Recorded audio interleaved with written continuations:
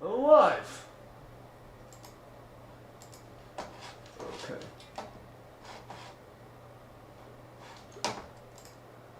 Okay, it's good. Das is good. It's a little lower. We need to be fucking blasted with the light. Oh, okay. Oh, no notification again, YouTube? No? Last 2 nights it doesn't send the notifications out. Here, let's watch this because it's so funny.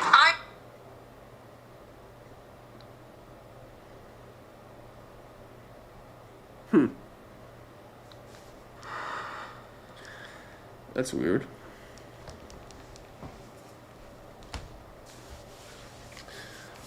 Okay. Shh. Oh my god.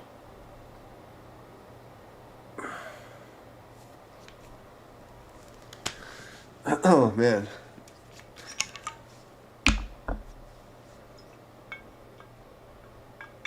And of course my favorite stalker shows up and doesn't hit the like button. Ah, weirdo. Okay. Oh, come on, hands.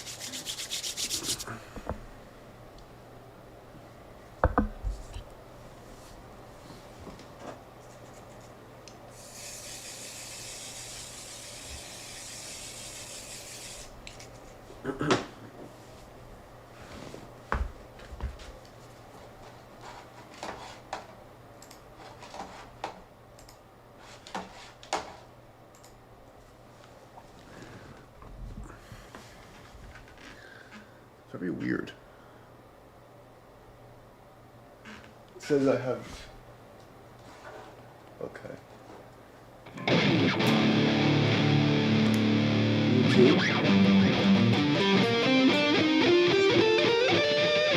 It's pretty close.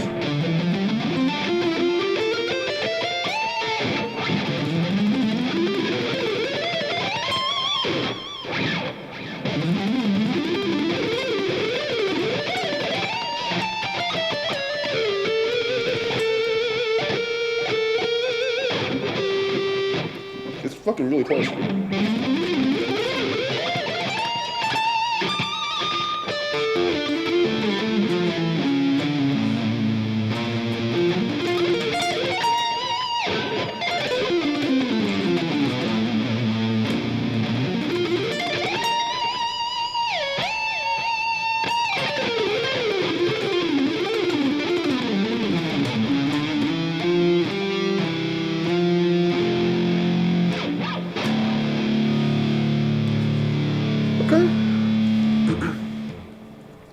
I should have fucking fixed my hair. I worked out today.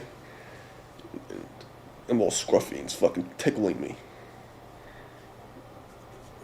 I need to warm the fuck up.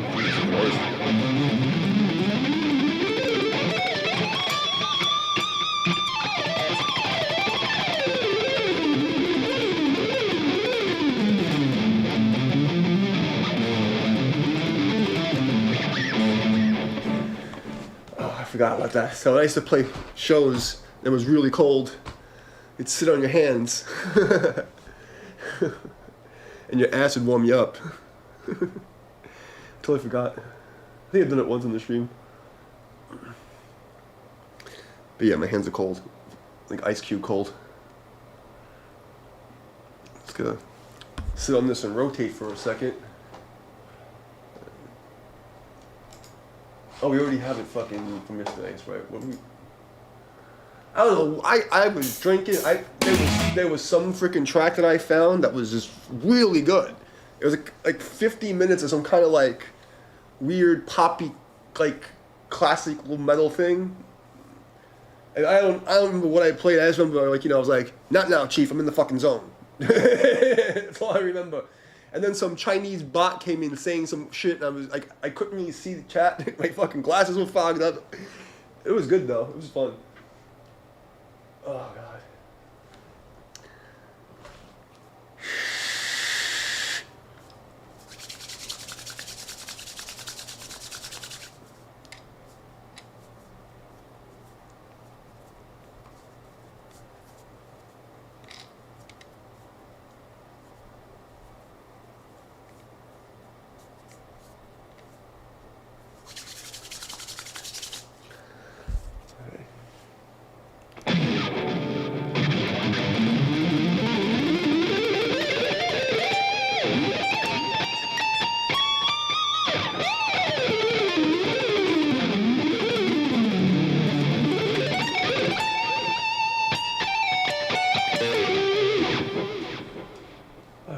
this? E Phrygian dominant. We'll stop there. Whatever the fuck this is.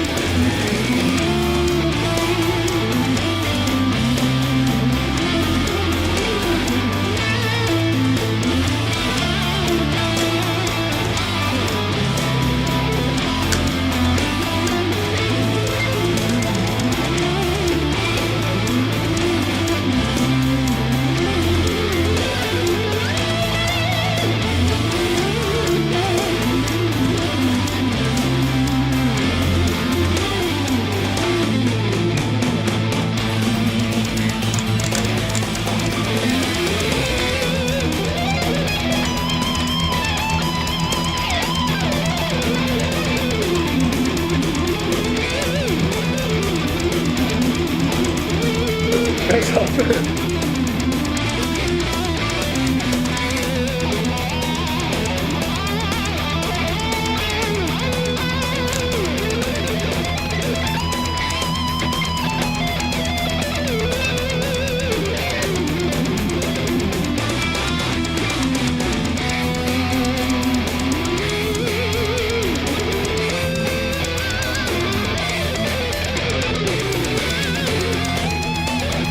Kagiwa!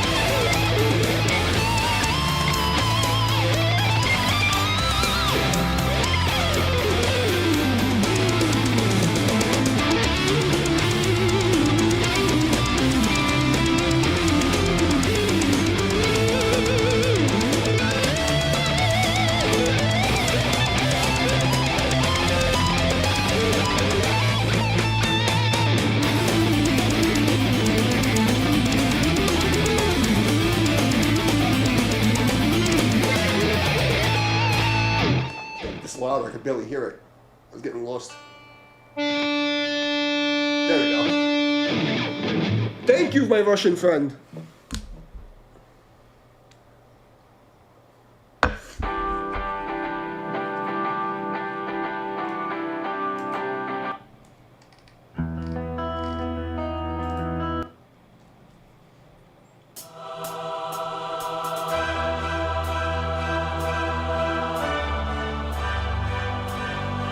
still not warmed up. My hands are freezing.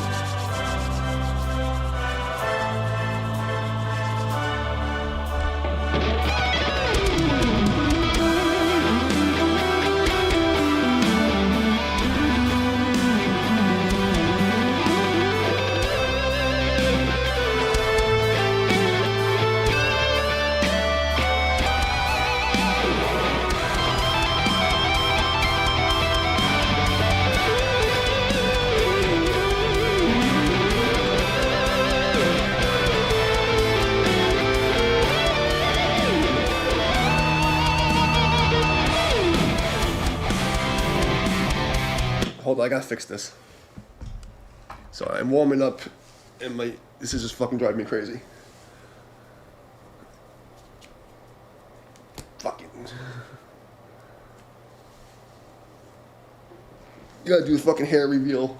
If I don't fix this, I'm gonna be fucking scratching myself the whole goddamn night, and I have a feeling I'm gonna be here for a while. And it's gonna suck. It's gonna drive me fucking crazy because like these little fucking hairs will just start tickling me. I'll be sitting there like like a crackhead or something.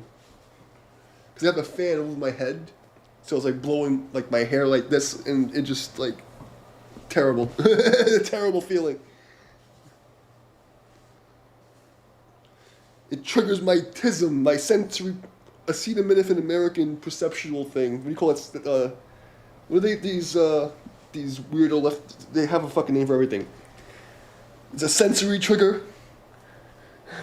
My socks are too tight and I'm farting. Oh no.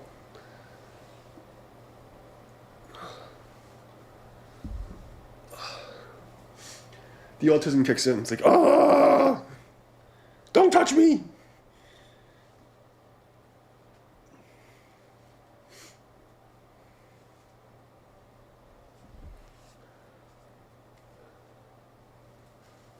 Oh boy.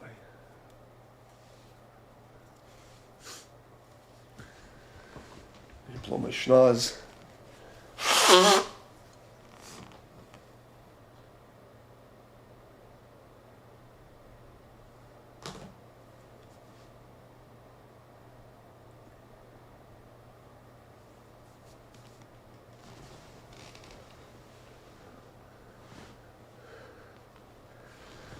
Oh, so this is day 4 or 5 of starting my workouts again. I am not feeling good. You know, like, most people cheat and take all kinds of supplements and shit, and I just raw dog it until I come here and drink some whiskey and go to sleep.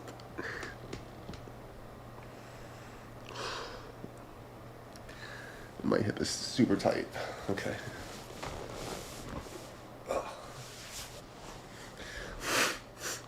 Whatever. So I had one Russian guy come in and say, "The nahai bled suka rocking metal fire."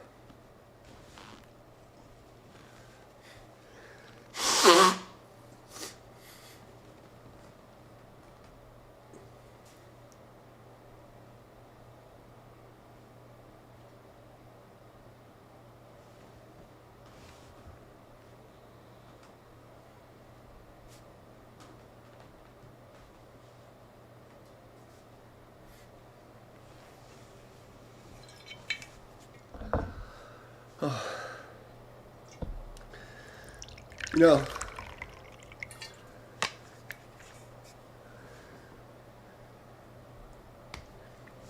sometimes I wish I really did pick up another profession when I was younger.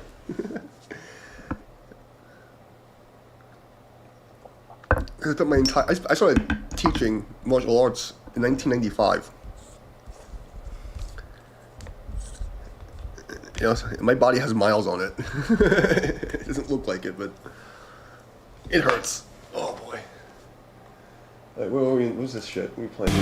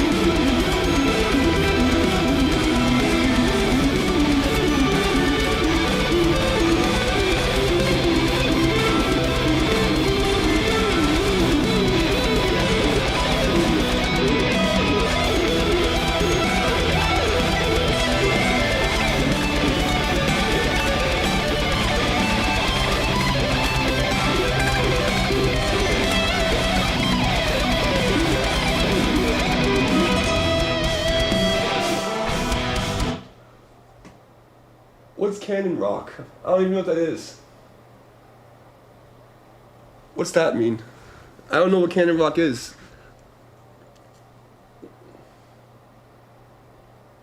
I have no idea what that is. I don't do covers, by the way. I just play by ear and play shit. And I've only been playing again for 3 months. I haven't been playing for years. I started playing again 3 months ago. But I don't play covers. I only do like original stuff and solos of random shit. But I mean, I'm sure I can play it if I heard it. But if it's a cover or something copyright, I can't do it because I'm already in the hole of fucking internet doom, and I already got copyright strikes for jam tracks. I even have a picture on like a community tab. Dream Theater's record label sent me a copyright strike for a solo of one of these random tracks. Different key, different tempo.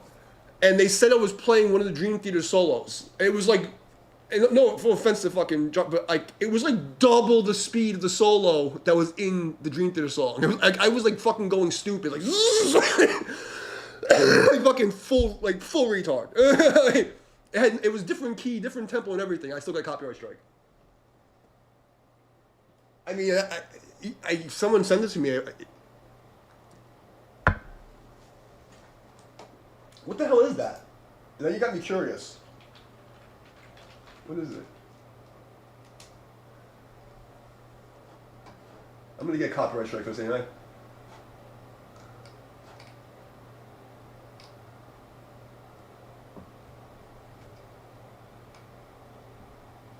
Okay, this is probably somebody get me fucking banned.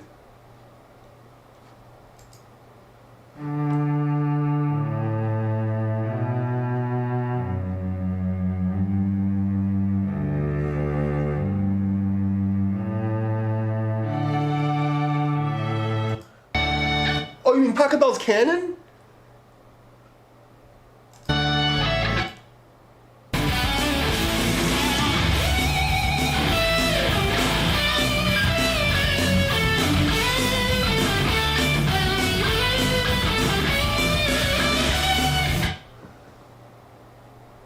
The only problem is that this guitar is tuned to D. I can do this.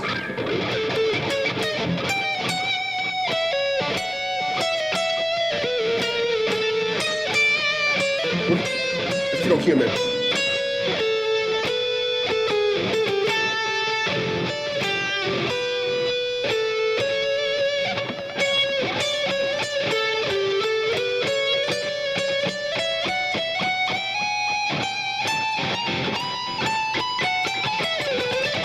Yeah, I had to use the guitar. But yeah, I can play this. And you have tabs for it. Why would, like, this is easy. Is there anything crazy in here?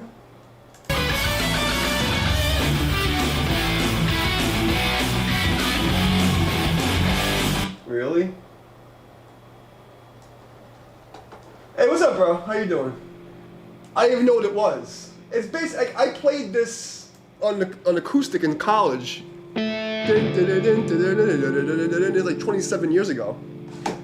I'm alright. I'm really, really sore.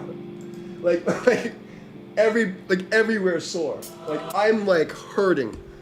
Like, you know, cause I just something like I took the month I got sick last month when I stopped playing guitar here, right? Because the whole thing of this Jam Roulette was I was showing my training progress and I was gonna start training my guitar and then training, and I got sick. So now I'm starting training again, and holy shit, am I fucking sore. It's like my fucking legs, my back, and then yesterday I played my ass off, so my hands are sore. I'm like, oh god, this is gonna be a slow warm up. Let's find something to do.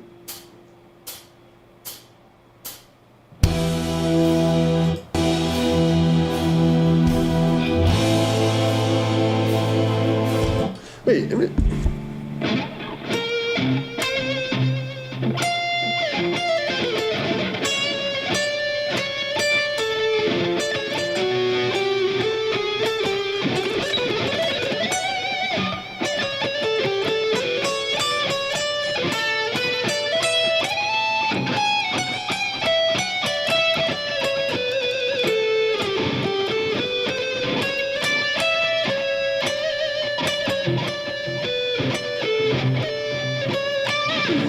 it's in C, but I have to play it in like. I have to play it in some stupid fucking key.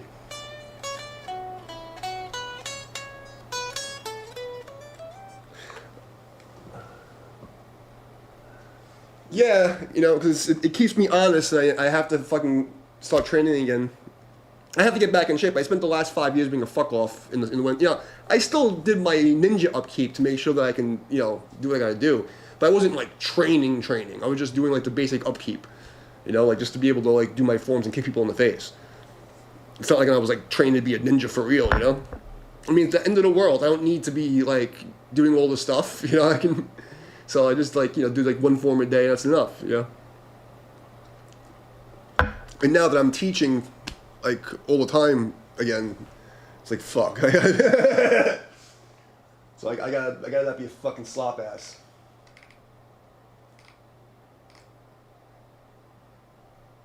Let's see.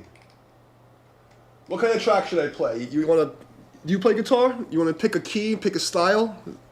Because you know, the more random, the better it is for me. If you don't know what that means, just pick a letter between A and G. And then I try to find a track in that style. Anybody wants to pick a letter? It's interactive damn roulette.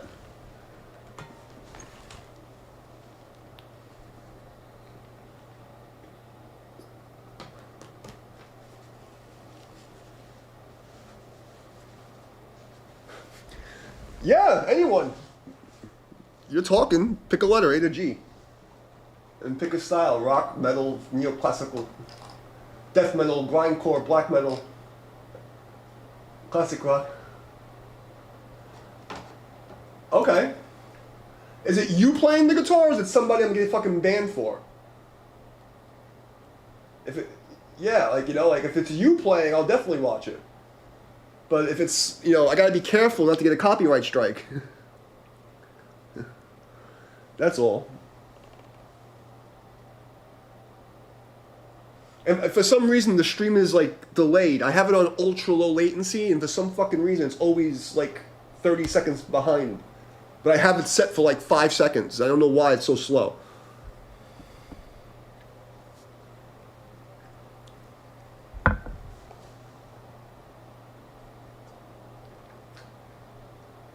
Oh. Well, how about I just check it on the phone? I mean, they're a good band. I'm sure it's good. I mean, you know, they were a pretty technical band. I remember hearing them before, like 20 years ago. Oh. Yeah, it's okay. Like, if it was you, I would be like, I would put it on the stream right now. No, but I mean, I gotta be careful because I have like so many people out to get me. Everyone tries to, you know, like fuck me. So I gotta be careful.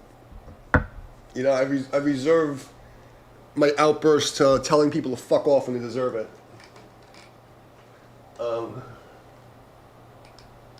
You can. There's really, if you have 4 fingers, there's really nothing you can't play if you sit there and practice it.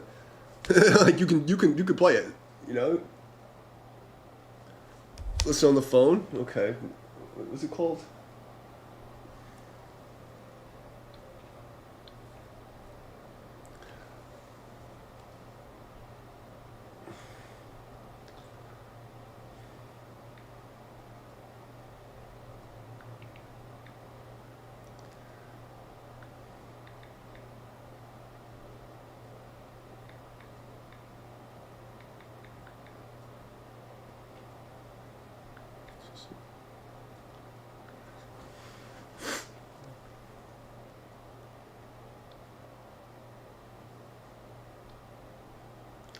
Let's take a look.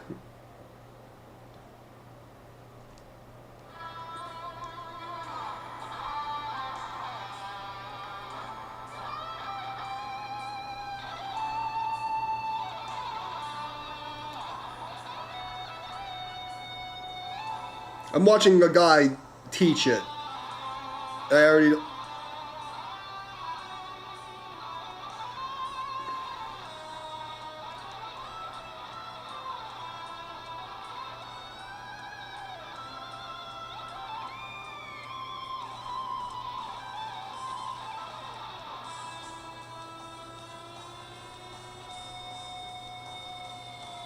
I don't like the runs.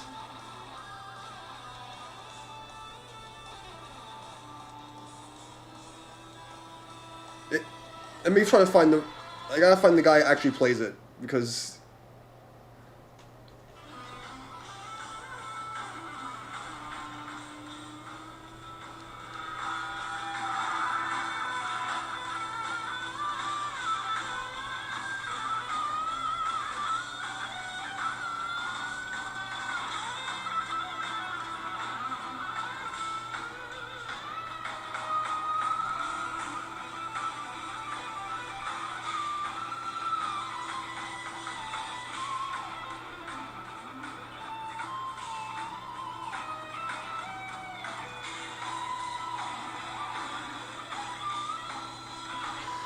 Well, I'm gonna tell you, I'm watching him play it live, and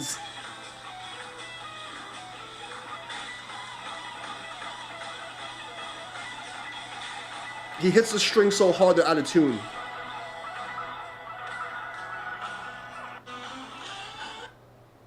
I want to see another version.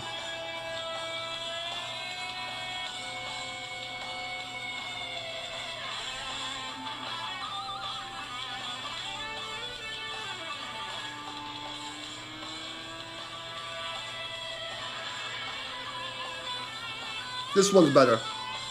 That performance may have been drunk.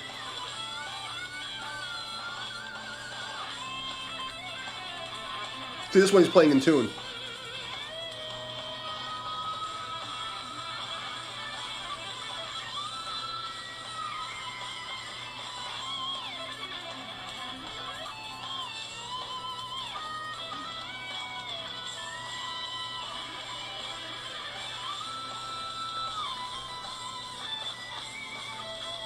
I gotta be honest. This version is pretty good. I'm watching the one with the blue background. Like, you know, he's playing it well. I don't like when they force the jazz runs, like, you know, like the you know, seventh, ninth weird in what's a classical song, and like they switch to that like jazzy sound, like, and then like the broken. I just don't like that. But analyzing, like, technically, it's good, you know? I just think that it's like, it feels like something that was patchworked. Like, how do I explain this? It feels like they had a chord progression, and then he's like, okay, I'm going to play this arpeggio that I learned over this chord, and then I'm going to do a bend, you know, to bring it together, and I'm going to do this arpeggio I learned on this chord. And it like a lot of music in the last 15 years after like Pro Tools, you know, like all this shit became big, musicians learned to play by patching, like stacking segments and then stapling them together. So as an engineer, like I worked in a recording studio and as a music teacher, I hear that really quickly. Like I can hear how they were thinking about it. So I can think like from somebody who's never done music or engineering or like worked in the field, I can hear how, oh, that's really cool, you know, because it does the thing and he's technically correct. But then if I analyze it to be like, okay, what am I hearing? And I'm like, this doesn't sound like he's singing to me. It sounds like, okay, here's, you know, block A, you know, solo A goes on top of this because that's what, you know, the math says. And then I'm going to put this bend here, you know, and I'm going to use this guitar trick here. And then I'm going to stack B. And then there's the thing that has to go over B. You know, and we're going to play it really, you know, that's how it sounds to me. You know? Does that make sense? Like, I'm not trying to diss the guy. He's a good guitar player, but there's different ways of writing music and, like, what you want to hear that sounds natural. Like, if you hear, like, for instance, Yngwie Malmsteen do a solo or Steve Vai do a solo, it sounds like they're telling you a story that makes sense. And when I hear these new type of guys play, it doesn't matter, like, from this band and onward, it just sounds like I'm talking like a robot, you know, and then the statements, like, they don't, it's like, store I went today, girl big butt, tree over there, dog has shit on face. It's like, it just tick-tock, tick-tock, tick-tock, tick-tock, tick-tock, you know, It's not bad, you know, but I can appreciate the technicality of it. Like, okay, he practiced and they did the thing, but it just sounds like they just took like stickers in the studio and they have the chord progression. He's like, okay, here's one chord. Okay, on this chord I do this. On this chord I go, and then between go. Okay, that matches. Okay, what's the next chord? Okay, next chord is a C sharp. Okay, I'm gonna do a C sharp half diminished scale. You know? Okay, what's the next chord? Okay, let's try that, like, you know, let's try D major 7. Okay, that worked. Okay, and then the bend. Okay, what's the next thing? And then they they taped it together. It's like remedial songwriting capability. It's like middle of the ground. Like, they're following the rules, but the rules are like making them talk like a retard. If that makes any sense, you know, like to someone who has like professional level grammar, you know, like if you're like somebody who never went to school and you hear somebody who finished the 8th grade speak, you'd be like, oh, he's a professor, you know. But then if you went to college and like you used to like people who speak very well and like know how to like, you know, elaborate on things and use fancy words. About nobody? Oh, no.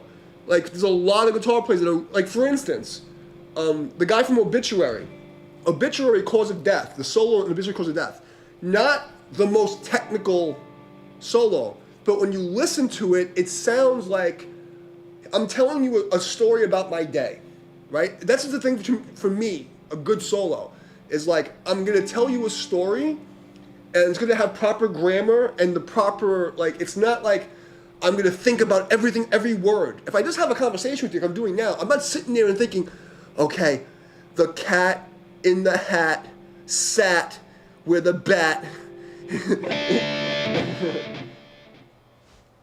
Oh, nobody's a song? I have no idea. I have no idea. Maybe, but like what I think is good, and it's like, it doesn't matter if I like the style of music or not. Like, I don't have to like the style of music to appreciate the songwriting or like the guitar player. I can like separate that. You know what I mean? Because there's things I think Yngwie Malmsteen's like one of the best solo guitar players ever. I just think his music is like too tame for me. It's like, it's not like, you know what I mean? Steve Vai's like super great technique in it, you know, but it's like, yeah. But he's like fucking God on guitar, but it's like, you know, it's too much happy joy Buddhist and not Maurer and the Buddhist demons of hell Buddhist, you know, like, does that make sense? Hey, what's up? Oh, grindcore. Now you're speaking my language. I like the grindcores. That's my favorite, like grindcore, death metal, black metal. Like, that's my favorite shit. You know, like I do this other stuff because I can and it's exercise. Like, I'd much rather just going like, you know, all fucking day. You have no fucking idea. Like, you have no idea. I would literally sit in the studio for like hours, 13 years actually, like every weekend.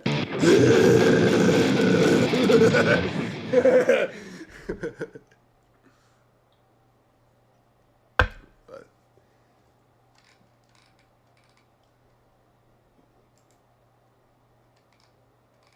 I'll probably wind up playing some grindcore soon because it's been coming in rotation. Oh, grindcore drum track. Pull out the 7-string. You know what? Let's pull out the 7-string and do some grindcore because it just popped up. But yeah, I'm not trying to diss other guitar players because I don't think music's a competition. But if you ask me to analyze it, as somebody who worked in a studio and taught music for 10 fucking years, you know, I'm going to analyze that guy's solo and be like, okay, it's good, but you can tell this dude, like, sat in the studio and like, okay, here's the chord. Okay, I'm going to play this arpeggio. Okay, and then I need something to get me to the next place. What's the next? Okay, here's this arpeggio. How do I get these together? Oh,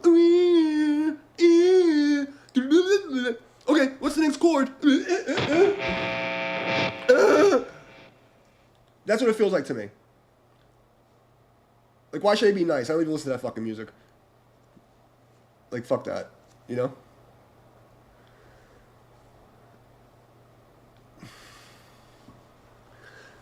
Okay, we play the fucking grindcores. We play some grindcores, because... Yeah! Because that's my happy place. But then we have to have another shot, so...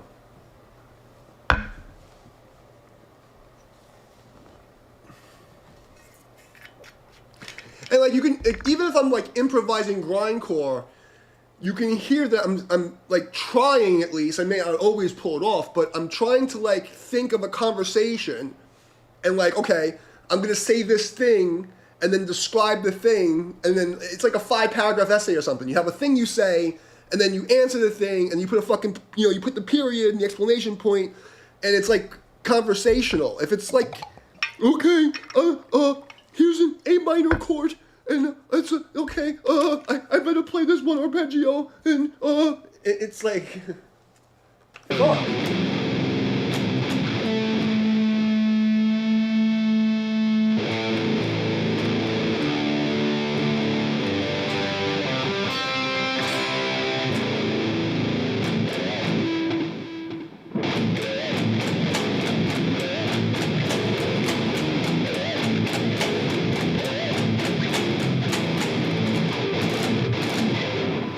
Grindcore Terrorizer style, 220 BPM. Okay, that works.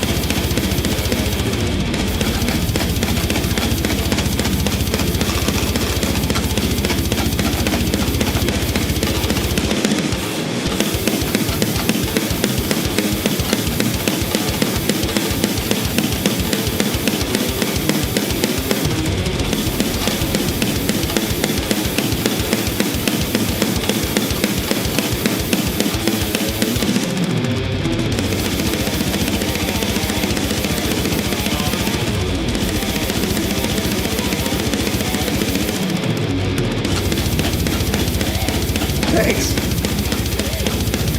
It's 25 years of collecting shit.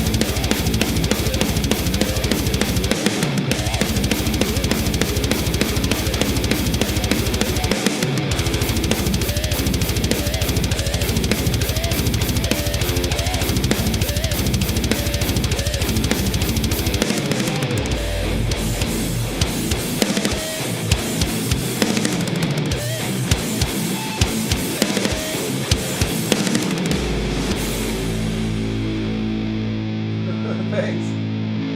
Oh, 250 BPM. I like the sound of the rhythm.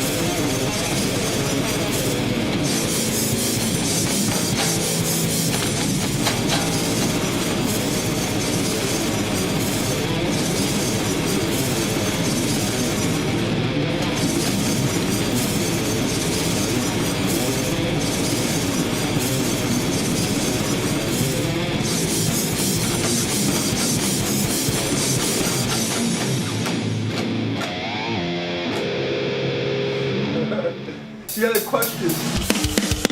So yeah, to your question, nobody calls their parents by their name. Nobody. Yeah, and thank you, by the way. We've reached peak derangement at this time. I love playing that kind of stuff. I played that shit for 13 fucking years as a side project. Like, you know, I played drums and fucking grind and like. I played drums in a grindcore fucking. I don't even call it grind. It was, you know, it's like death grind, whatever the fuck it was. And then I played guitar in this, you know, black death grind thing for 13 years. And then I did a black metal band for 13 years. So this is like my favorite stuff. But, you know, most people don't think of it as music and they don't understand why it's like so cool. Like,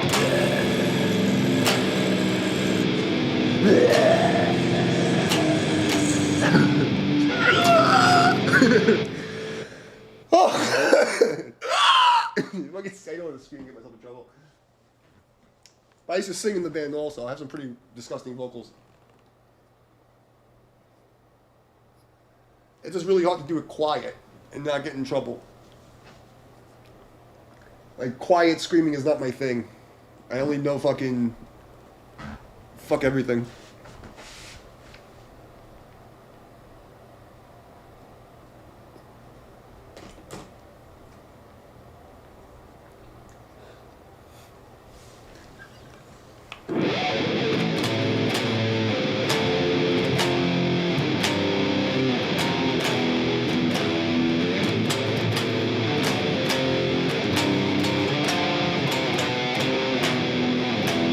And what's weird is like, I think of like grindcore the same way I think of every other style. It's like you have to at least say something that makes fucking sense and put a punctuation on it. Unlike that Avenged Sevenfold solo, it's like, and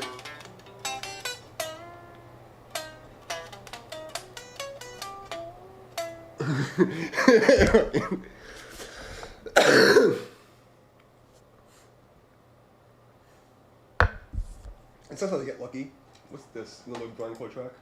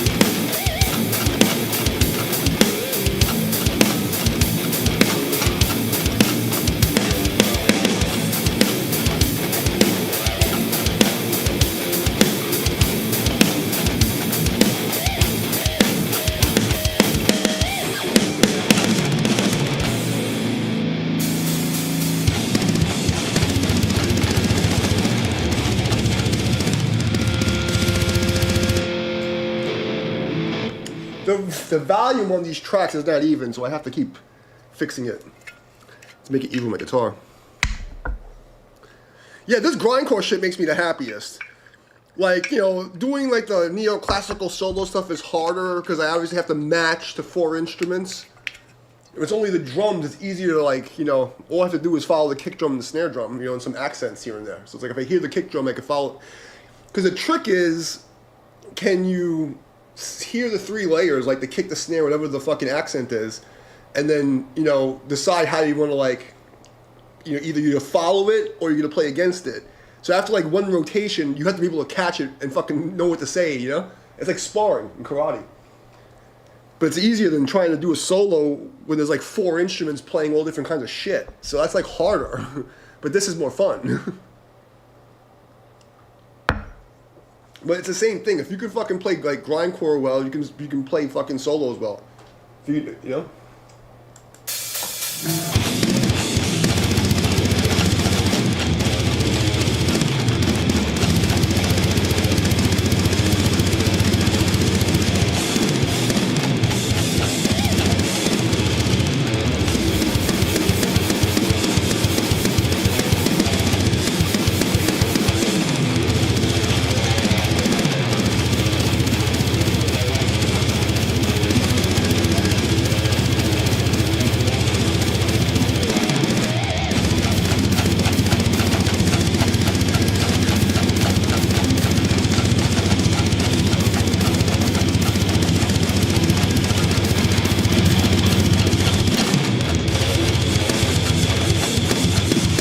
I need a little louder. Just a little bit louder. I just don't want to get fucking in trouble with the fucking peoples.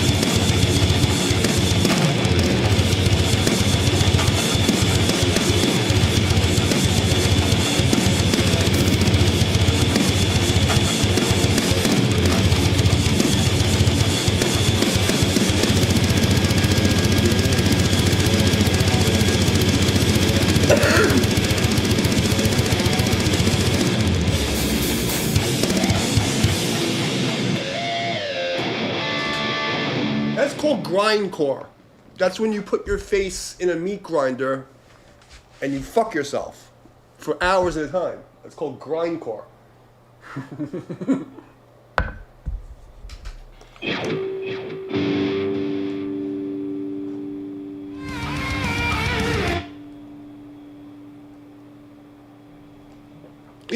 is I play whatever comes up.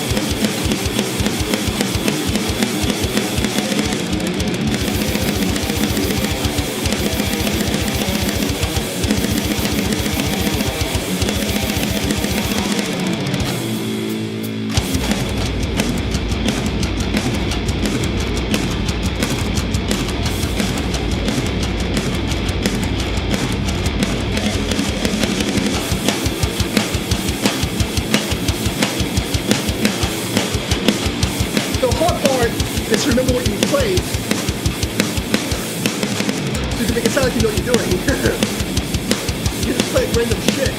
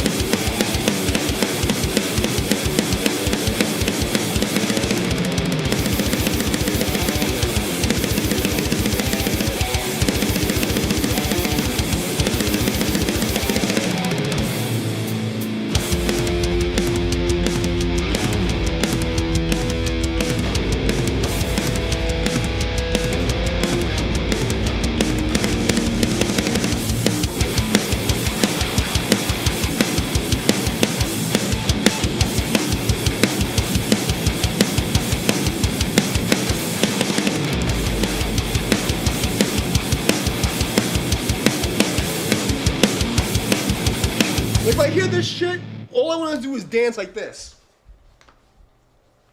It's like go.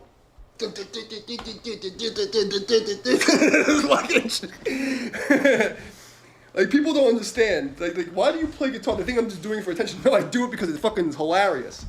It makes me fucking happy. That's what I fucking. I just want to get up and shake my ass like.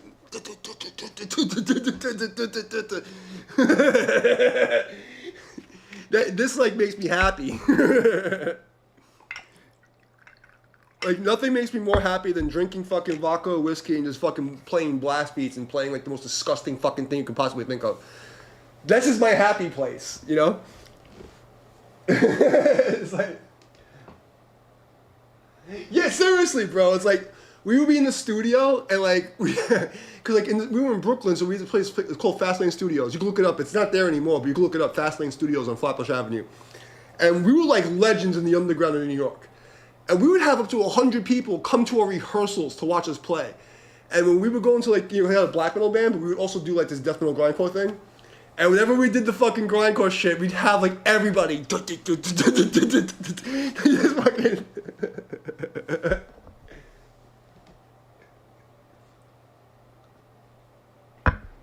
It's just, I don't know, it's happy music to me. You know, people are like, why do you play this screamy evil stuff? Because it's fucking cool. I remember, like, I went to this, so, there's this music store called Norm's Music on, Kings Highway. And, I don't know, like, in the early 2000s, I went there. A friend of mine used to work there. Actually, a guy who modded my guitar, he played for Carnivore, and he was a sitar player for Typo Negative. And, fuck was his name? I got it. Just tip my tongue. But he like hooked me up, and I went to say hi to him one day, and he wasn't there. And there's others like long hair, blonde, like 80s hair metal guy. I was like, hey, do you have any like 7-string 24-fret guitars for me? Because all I play. This is what I normally play. This is the 6-string I got because I was doing a music thing. And he's like, giving me this like, well, you should try this guitar. And he's like some 22-fret single coil. I'm like, I play death metal, bro. He's like, well, when you're gonna grow out of that phase, and you're gonna want one of these guitars one day. I looked at him and said, I was just like, you're the saddest man I've ever seen. Just because you you failed at life, don't fucking put that on me. Like I don't go. Yeah, I mean it's like some grind death stuff. I don't really play a pure style of anything. I just play what I hear in my head, which is a little fucking retarded. The tism comes in, but it's like closer to grindcore. I mean, a lot of grindcore is much simpler than why I play it. Most of the riffs are a lot simpler. So it's kind of like the tech death version of grindcore is what I would play. But so yeah, but the drum beats are definitely grindcore. That's 100% grindcore. And yeah. So that's kind of like what I used to play. I'll let you hear my old band. It's not. So this band, what happened was my black metal band, the Phaleon, we used to have a 24 song set list, and what we would do is we never spoke to the audience. We would come on stage we had an intro CD I give to the sound guy. They put smoke and lights. We come up on the stage like this, and then we play 8 songs. And then after the 8 songs are up, we look at the sound guy and we ask him if he wants us to keep playing. And then he gives us a nod, we play another 8 songs. And I used to arrange the songs in order of key changes. So this song, it would be the 5th of this song, or the major 7th of this song. And so every song was arranged to go into the next song.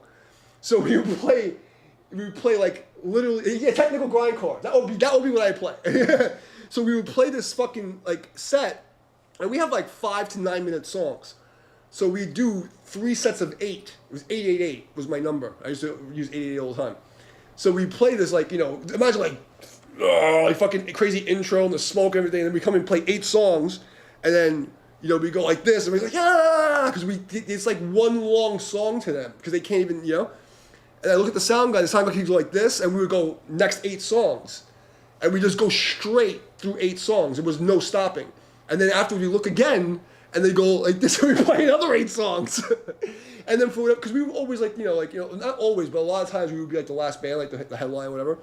So they would keep going, people are drinking. So if after our 24 songs were up, if the owner wanted us to keep going, we would go into this death metal band, this technical death grind, whatever the fuck you call it. Dark Funeral, Dark Ritual,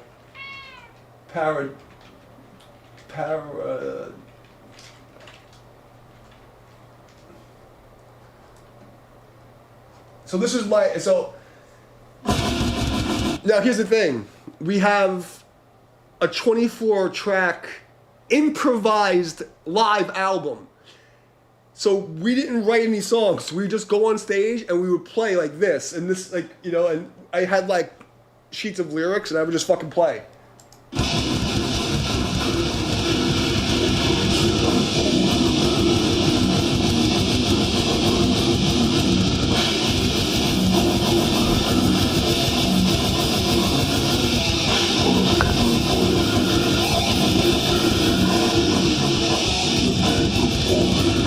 So this album is 17 or 18 years old, and it was posted on YouTube 15 years ago.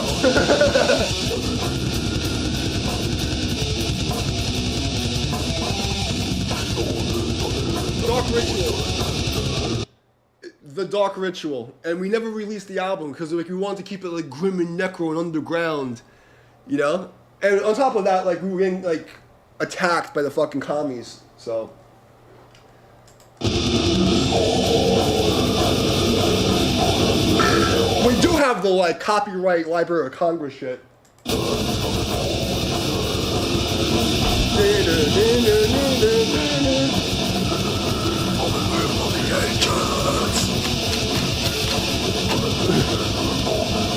That's me singing and playing guitar.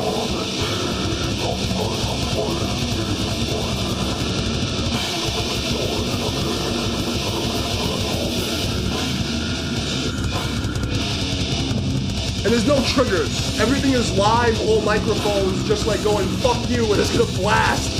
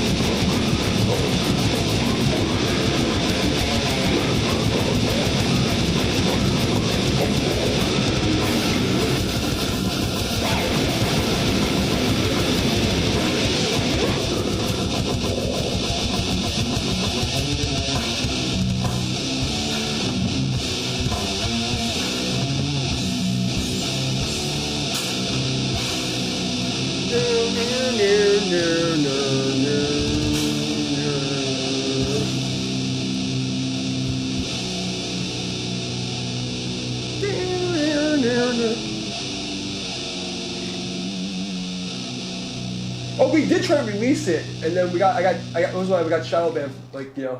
Hold on. There's like, then there's this one. Wait, let's go to the fucking my page. There's Brutalist Bearing Bondage and Sacrificio Sexual Satanica. Brutalist Bearing Bondage.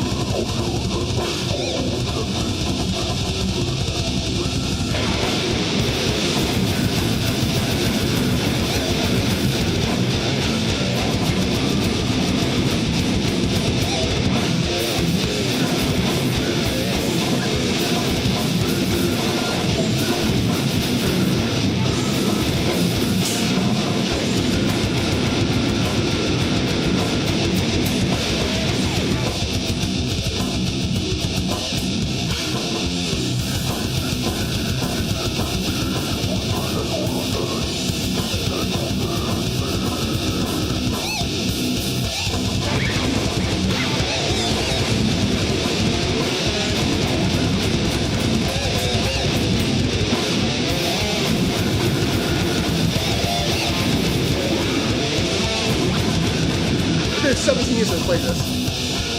Dun, dun, dun, dun. Dun, dun, dun, dun, dun, dun.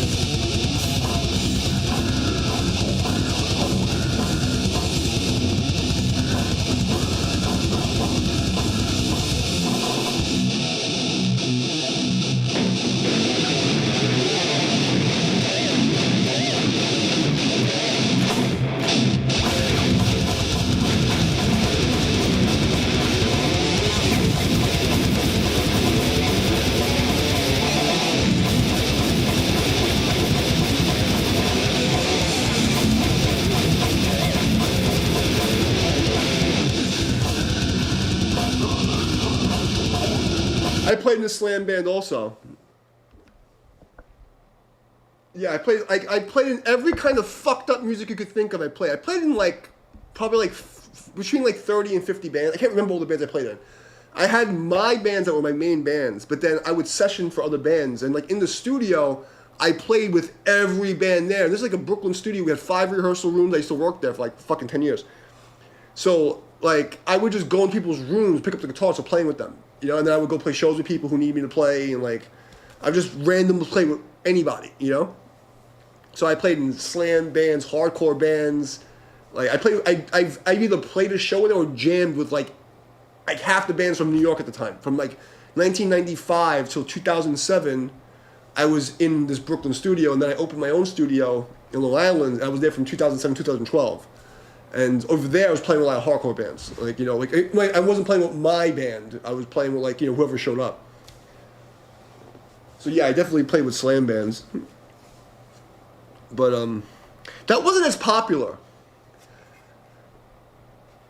There was a slam band, Brutal Truth. I think I recorded them too. They were really cool kids. I have their shirt in my closet.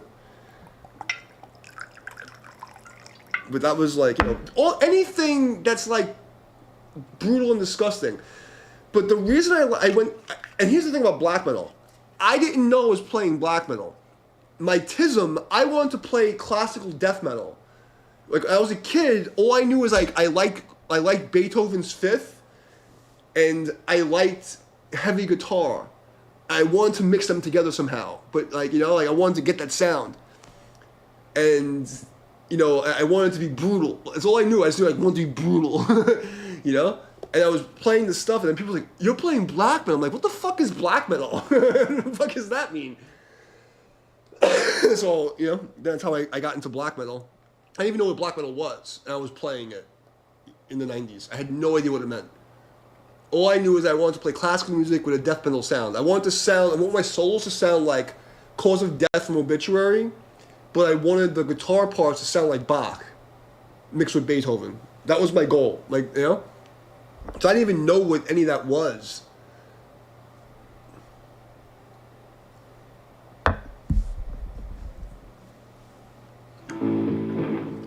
You hear my band stuff. It's like super classical. Well, you've heard. I don't know if you've been here and heard my stuff, but like, this is pretty close to my old band.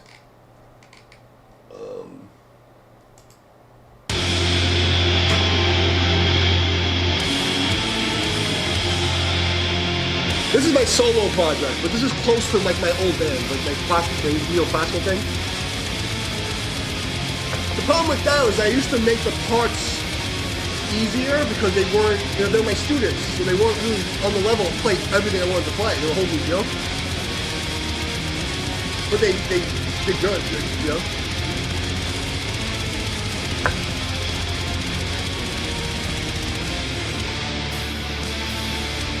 But what would you call this?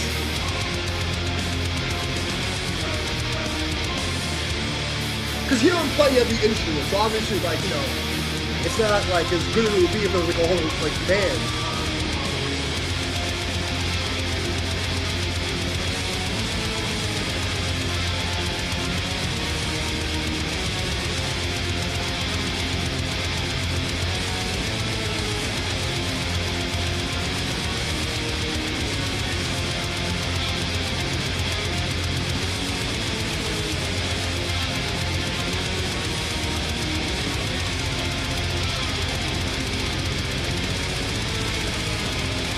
But this next part is like exactly like something my old band was playing.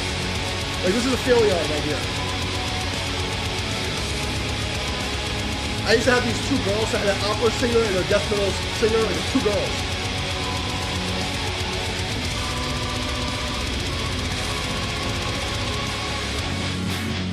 So like that was like my old band, and like this song sounds like this was written to sound like my band, like my old band. What's it called? What's this one? Where the fuck is the song? What's the name of it? This one. This sounds like my other band also.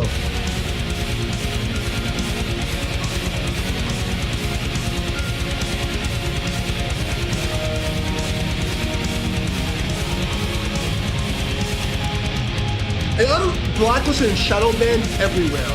From fucking like Spotify. It's a government blacklist. Everywhere I go, I get shitted on.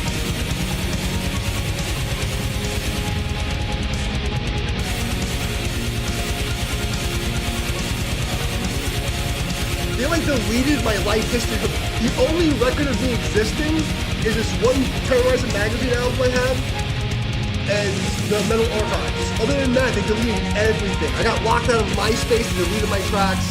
MP3.com deleted me. Like, everyone deleted me everywhere at once during Obama. Once they did the fucking NDA, the Defense Authorization Act, I got fucked.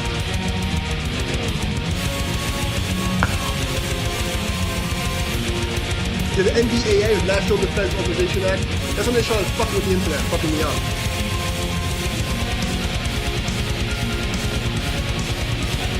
I mean, part of it was because I used to, in 2001, after the Trade Center blew up, I was like one of the first like anonymous people that started like all these like hacking, like white hat hacker guys, and we used to like advertise our music as the symphonic terrorism.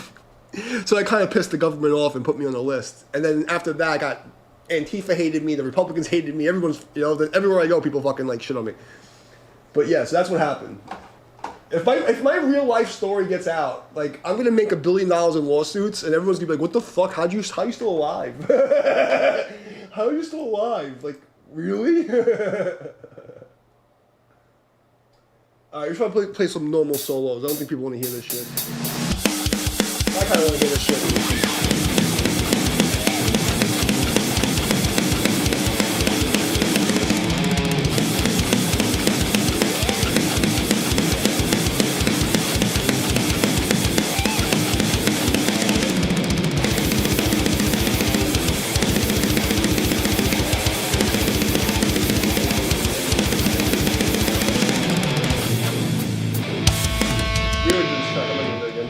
Alright, let's play some normal solos. So like, people don't think I'm a fucking complete retard. But, that's what makes my tism happy. Like black metal and fucking death metal and grindcore and slam and fucking...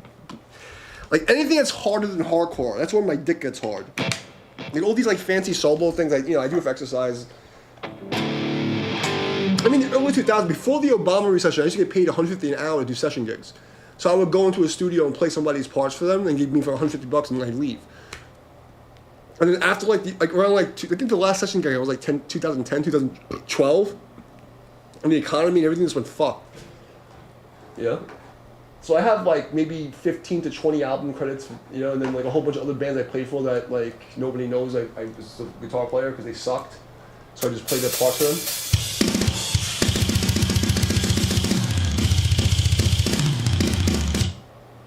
What's this?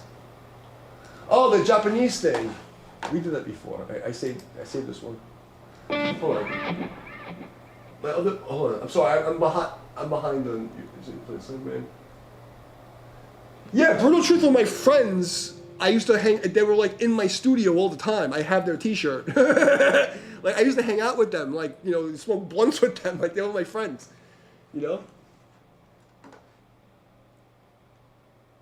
I play with that you might know. Carnivore, like Pete Steele's other band. I was supposed to go and do the tour with them, and then, cause I know I'm talking. Why can't I remember his fucking name? I'm too drunk. He was a really nice guy too. He fixed my fucking guitar. He changed the capacitor and everything. But they were gonna go on tour with Carnivore before Pete Steele died, and I was gonna I kind of almost had the gig. They were saying, "Oh yeah, you're gonna come, you're gonna do the thing," because But then they picked the guy from Life of Agony because he had more followers, or whatever. What? Okay, come say hi. Sorry, I'll give me 1 second. Come on, Apple.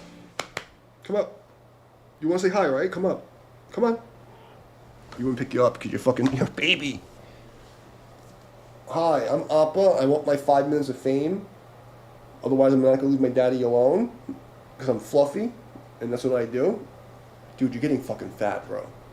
Don't look at me like that. You're getting fat. You're heavy. I've been lifting and you're fucking heavy, bro. So, other bands I might know. I'm trying to think of other bands you might know. Well, I mean, you mean like I've opened for that I actually played in the band? Because I've played with a lot of bands that you would know. Like, probably 100 bands that you've heard before. I've opened for them, at least 50 to 100 bands you would definitely know. But bands that I played in that you know, I jammed with a lot. I jammed with a lot of crazy dudes that would come in and scream. The singer from Candiria sang with my band in the studio. Who else fucking did we do? There's a band called Inhuman. I used to hang out with them in the studio all the time. Cause you seem to know the hardcore slam bands. I worked in the studio that Biohazard used to rehearse in. Who else did I fucking know that you would know? Cause you seem to know a certain genre, so I'm trying to think who you'd know.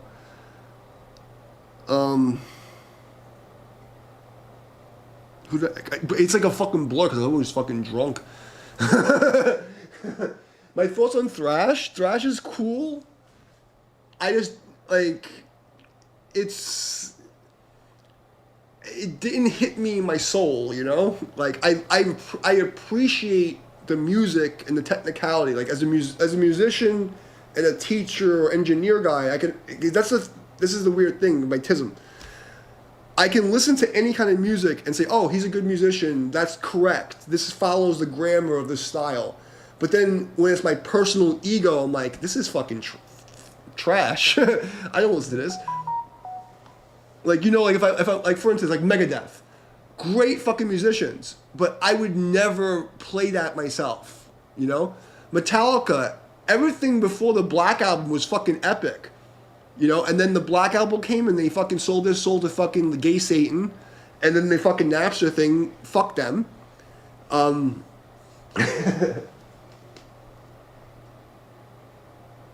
Exactly. You know, that's why I love Bach. Like only the minor keys. I can't stand major key stuff. It bothers me. But the minor key shit, Bach and the Beethoven's like fucking crazy. And Mozart's Requiem is fucked up. Like if you like sit there and like you listen to that shit, it's like what the fuck are you thinking? You know, like holy shit. To me, like classical music was grindcore, no electricity. You know, like what the fuck are you thinking? You know, like this is fucking weird. The chat hasn't updated on the stream. See, like YouTube is like they've been fucking with me for so many years. Like I don't even want to stay here, but I stay here because like a few people come to hang out. But the chat doesn't update and fucking all this weird stuff happens. This is fucking stupid. But I mean, I like some thrash. What the fuck is this? Burrito. Give me 1 second. I'm just gonna say goodnight to somebody.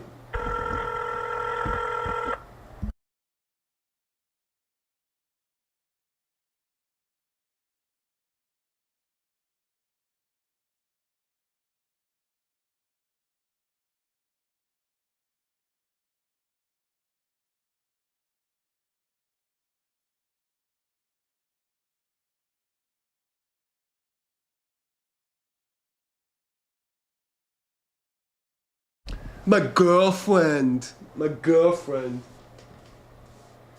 She was like, I have a girlfriend who's like a billion miles away from me. So I'm looking for a second girlfriend. So that fake chick that came in the night from Memphis, Tennessee, with the almond eyes, I would have gave her the dick, but she's probably an 80-year-old man. But she would have got her brains fucked out. Anyway, listen to a Gorfork nosebleed, like.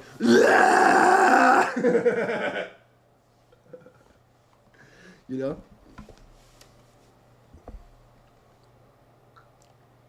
know? Is anybody still here? Text in the chat? Because my monitor is telling me that there's nobody here, but there's literally people talking to me and it makes no fucking sense. Alright, what's this shit?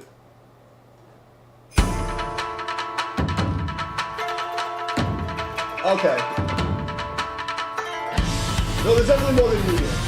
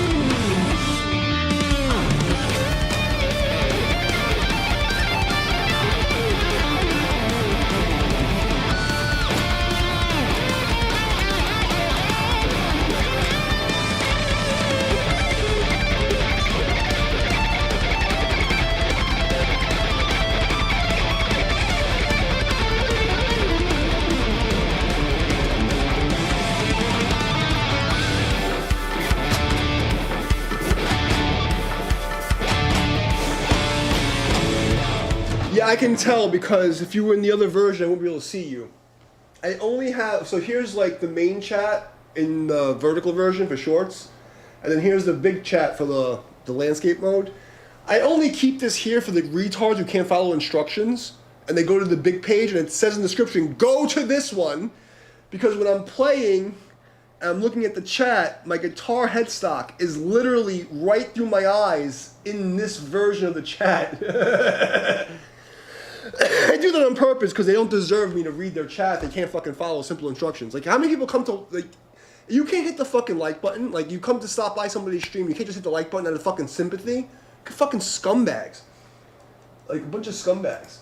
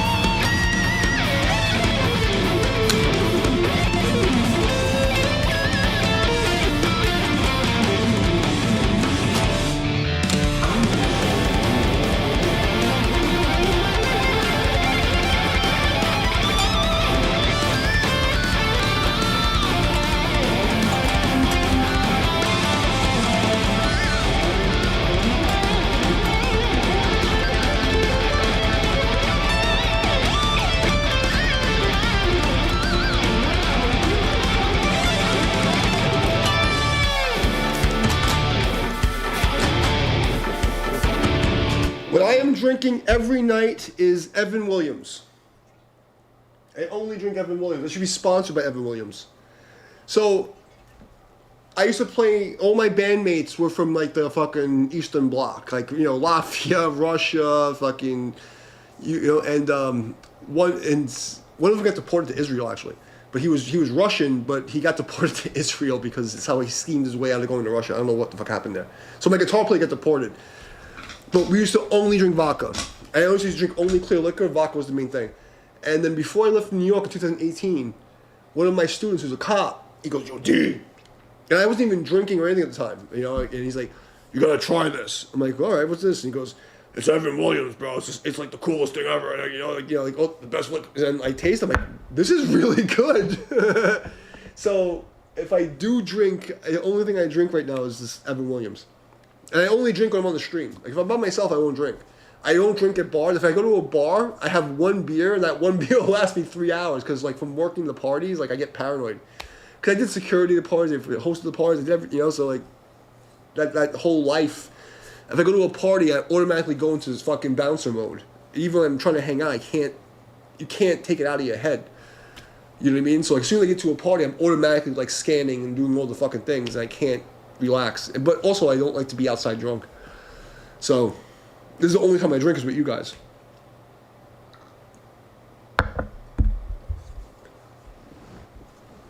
Because otherwise, I won't drink at all. Let's find something else to play. I don't want to play this anymore. Should we just, let's see. Come on. Black metal. It's teasing that. I want to play black metal, but we're gonna do something fancy. Because I have to, show people I can play guitar and be fancy.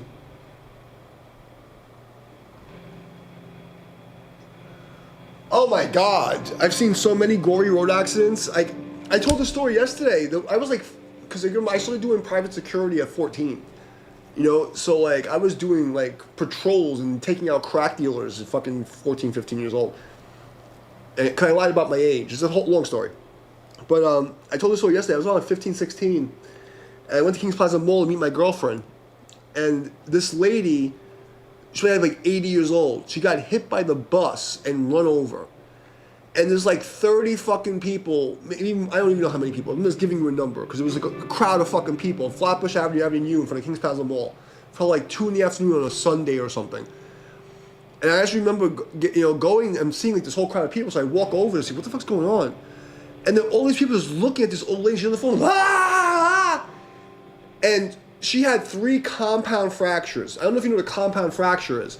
That's when your bone is broken and it's snapped and sticking out of your arm. So I'm like literally whipping shit, making a tourniquet, I've seen and I was in like 4 really bad accidents. I've seen some crazy shit. I've seen people. One guy fucking flew off a fucking bike and fucking got impaled by a light pole. Like fucked up shit. But that stuff is like, I don't know how to explain it. Cause I guess because I was so young, I got traumatized so young that, and I also had to like grow up and do the thing. So like for me, like those situations, I'm very like, it doesn't bother me as much. I don't freak out. Like it's something, I think it's ADHD or fucking autism, whatever the fuck they call it now. Like I go into like this like, it's a different character. Maybe because of my training, I don't fucking know, but it's not me. It's like something happens and like I become like somebody else. It's kind of like when I play guitar. Like when I play guitar, I'm in guitar player mode, and when I go to teach martial arts, I'm in like teacher mode. And like it's just like a switch. And, you guys know, like I was the manager of a medical school for 2 years when I was my Qigong master. And the first day, I was 20 years old, right? And 21, and my first day, it's a really famous hospital and medical school in New York, and like first they take me around the whole hospital, and they take me to, and then they take me to the first level basement, and they walk me through. Okay, this is this, and then they're walking me, and I see this line of cadavers. There's like dead bodies with a white sheet on a gurney, and there had to be like 20 to 30 of them, and we're walking down this row, and look, okay. At the end of the row of dead bodies, there's a door, and it's in the middle of this 4-way crossway, and there's a door here, a door here, a door here, and a door here. And I'm like, so what's this? He goes, oh, this is your office. So I spent 2 years, my office was diagonally across, and then so here's like the 4-way corner. My office is here, and the doorways, the post was here. The building's post office. They had like their own post office. So, the post office, and then the freezer for gross anatomy, and then between the two is the gross anatomy lab. So I spent 2 years every day with dead bodies, every day, 8 hours, 16 hours a day.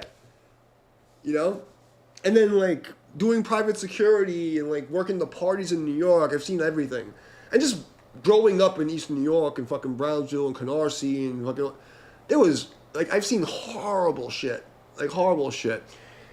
and it's weird that doesn't bother me as much as dishonorable people.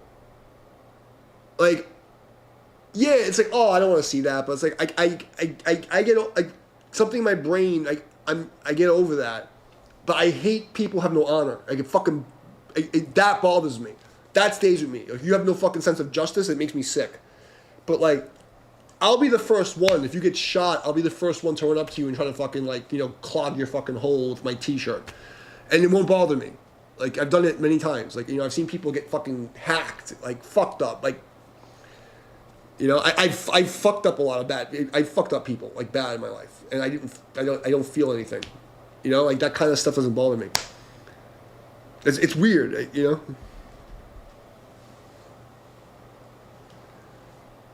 Do you know CPR? Yeah, I have. My CPR certificate has been expired for 5 years, but I used to get it renewed every year. I did all the medical training, all the CPR stuff, all the first aid shit. Like, I did all that stuff. You have to have, if you're, the level of trainer that I was at, I was one of the top 100 trainers in the world, listed as one of the top trainers, in the world for, 5 years. In the country, I was one of the top 15 or top 20 in this, I used to train all, the rich people and the movie stars and all these, fancy people. You can't train at that level and not have a CPR certificate. You have to have it. Like, it's mandatory. It's not like fucking Planet Fitness or some, like, Gold's Gym. Like, I used to work for, like, fancy, super rich people and corporations and shit. So I had to have my CPR, my fucking national certifications, I had to have all that stuff. But I haven't renewed my CPR in, like, 7 years. Because I started Expert Movement 2016, 17, 16. And we closed it down after COVID, obviously. I fucking lost the website and everything. But I haven't renewed my CPR since 2017 or 18. I don't remember. And they always change it, like what you're supposed to do for CPR. Like every couple of years, they change what you're supposed to do. Oh, you're supposed to breathe in the mouth. Oh, you don't have to breathe in the mouth. Just do chest compressions. Oh, you have to do this many breaths. It's always something fucking different. It's so fucking stupid. They don't fucking know what they're talking about half the time. They get a serious fight, my God. I'm not saying this, because people, I tell this story, people don't get it. I was in over 100 street fights, and like, not just street fights, but like bad situations. By the time I was 14, over 100. Like, I'm probably like 100. Like, not even saying it to be like cool. Like, I'm saying because like I grew up in the 80s and the fucking shit. And then I joined the Guardian Angels, so I was from 14 to 16, I was in the Guardian Angels. I was full-time. I quit school, dropped out of high school, and I was living full-time with the Guardian Angels. I lied about my age. They thought I was 17. And I had a fake ID. So I was there for 2 years, living full-time with the Guardian Angels. And this is back in the 90s, before Giuliani. It was rough. So I can't tell you how many real life, because we were arresting people with no guns. Like, we were going up to like fucking crack dealers and taking them down. Like, we were not fucking around back in that. So like I can't even tell you how many fucking, it's just a blur. It's a blur. Like, I fuck people up. I mean, badly. Like, I mean badly. I can't count. I couldn't tell you how many people I fucking just destroyed in the fucking streets of New York. Like, just getting home. Because you gotta say that I'm Hispanic, but I don't look it. Like, people don't know what I am. So, like, the blacks and the whites, they would always, like, the black, guys would call me a white boy, and the fucking whitish guys would call me a spick. So I always had fights because of that. But then when you're crossing neighborhoods in those days, there was a gang every 10 blocks. Like in Canarsie especially, there was like a gang every 10 to 15 blocks. If you crossed the wrong section and you didn't know somebody, you were going to get jumped. I can't tell you how much fucking shit I've been in. I can't even describe it. And then I used to hang out, so by the time I was like 15, like, I would be hanging out with different gangs all over the fucking place in New York. So I was like hanging out with the Chinese gangs. I was hanging out with the fucking Spanish gangs, the black gang. I knew everybody. And my thing, because I would never associate with one group. So I hung out with everybody. And it was just fucking madness. It was just fucking madness. Hold on a second. Oh, Prague medal?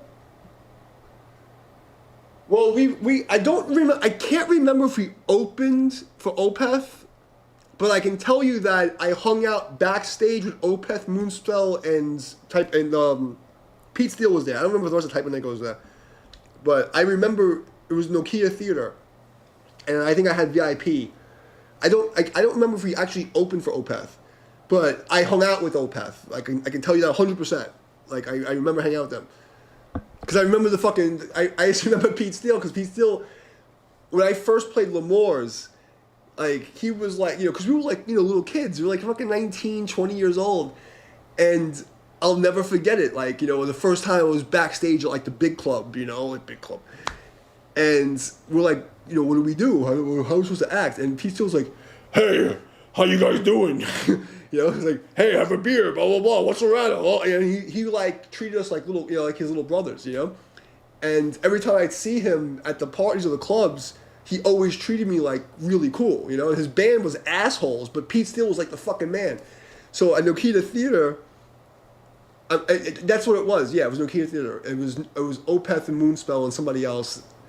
And because my keyboard player his cousin was in Moonspell. So we got the VIP passes, and we're hanging out. And they used to call me Mr. Hong Kong, because I had like 9 to 10 hot Asian girls up with my girls. And so I go in this club like with two fucking hot fucking Asian chicks, and I'm sitting in the backstage with him, and it's like this like super fancy VIP, all the food and everything, and I see Pete Steele. He's with these two girls, and they're sitting on one knee each, and I have my two girls, and I look at him like, should I say hi? I'm like, oh, I can't say hi, So I went to the other corner, and I have my two girls on my lap, and I'm like seeing, I didn't want to bother him, and I remember he goes, hey dude, you're not gonna say hi, bro? And I'm like, I didn't want to bother you, man. He goes, well, I didn't want to bother you. What the hell's wrong with you, man? That's the kind of guy he was, And that's the only reason I remember Opeth. I don't remember anything else. But I remember that story like it was yesterday. Oh, Tool's a weird thing. Because, like, you understand, like, you have like the clean vocals, but then you have this like half heavy off time shit, and it's a niche. It's like a niche, You have to. It's a weird thing.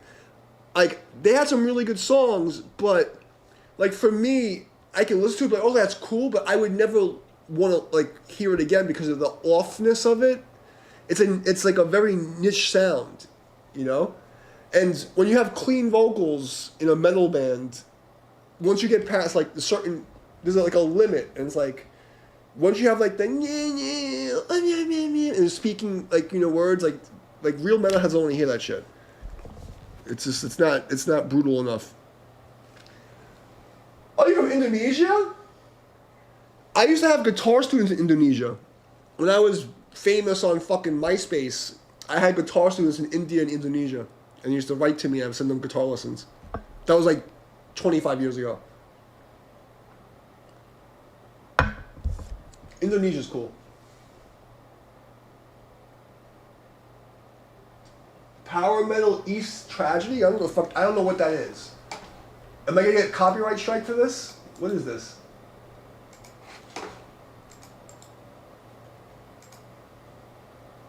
I can't play covers. I'm gonna get in trouble. I can't play it.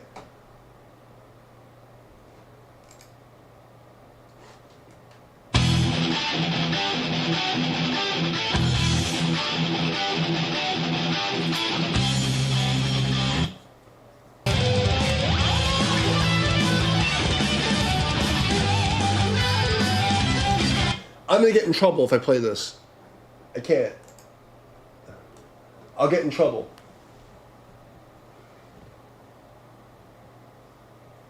I'm sorry, I can't do that because I'll get in trouble.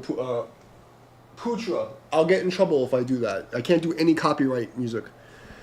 But I'll play a song like that. If you want me to play something like that, I can play something like that. The newest Tool album, I haven't even heard it yet. And I don't mind long songs as long as they make sense and they're not forced. Like the kid came in today, or guy came in today, he asked me to analyze a Avenged Sevenfold song. And it just sounds like it's so forced. It's like, okay, I'm going to play this chord, and this arpeggio goes with this chord, and I don't like that stuff. I don't like it when you force music. Music's supposed to be conversational, like if you. And this is the thing, nobody improvises anymore. I think it's weird, like I'll just play to anything and just like have a conversation with whoever's playing with me. Nobody does that anymore. Everything now is like, I have to play, my sticker goes on this sticker, and then I'm going to slap this sticker on. And someone mentioned Periphery before, and they're an okay band, but when you listen, it's like you can hear that their songs are patch meal. It's not like guys in the studio sweating together and talking. It's like, okay, I got this ill riff, and then I'm gonna stick these riffs together, and then you're gonna play this thing, and it just sounds fake to me. I'm not saying it's bad. It's not wrong to write music that way, but that's not the music I want to hear. I want to hear that's why I like grindcore. Because grindcore, you're like, yeah, like, you can tell that the guy was just like, this is what I mean. If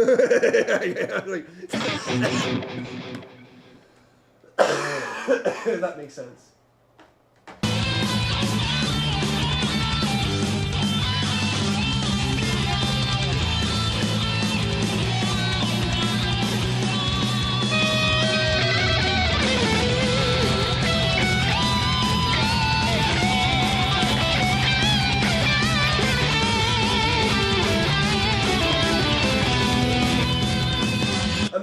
I play this? I can't play this.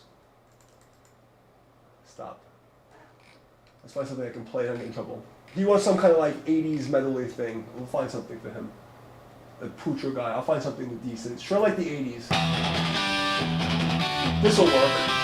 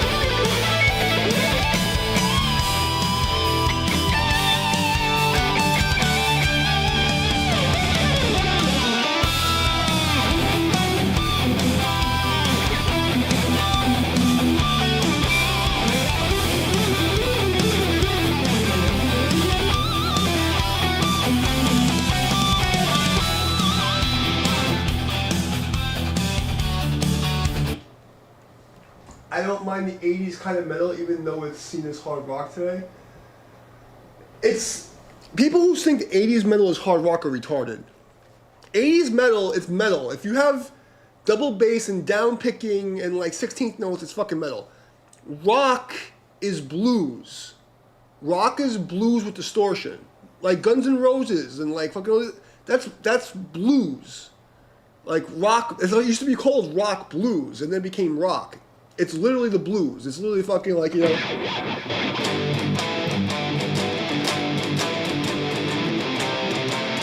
It's like, it's literally fucking blues with distortion, and then they, you know, like add ballad chords to it.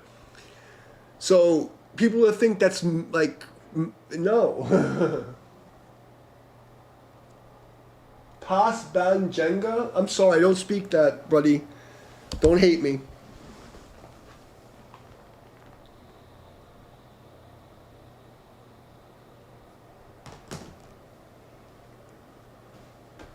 God damn it, it's fucking box of tissues. Oh, don't pick my nose on the stream. God damn it.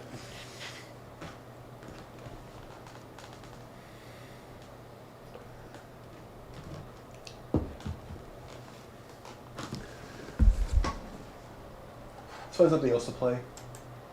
I think I could sound fancy, you know?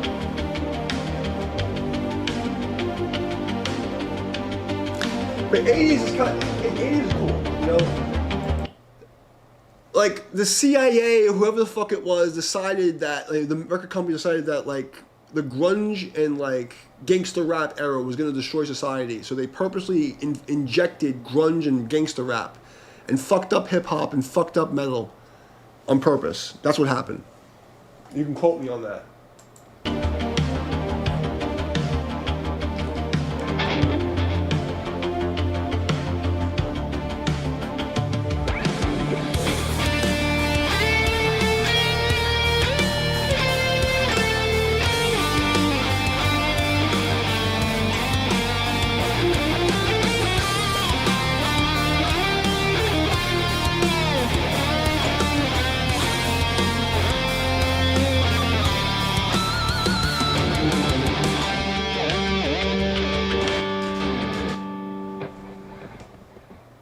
Oh, the band freaked out. Oh, okay. I need a little louder because I can't really hear.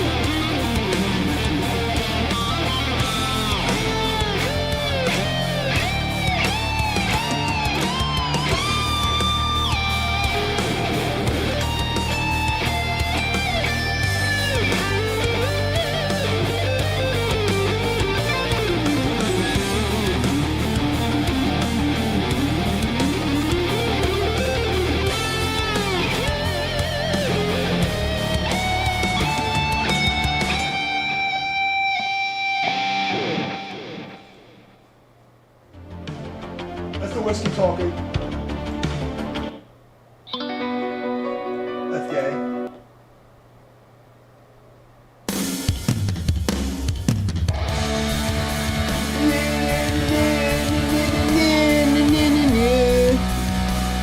Is anybody still here, or am I just fucking talking to myself? Wham bam bam, bum bum bum.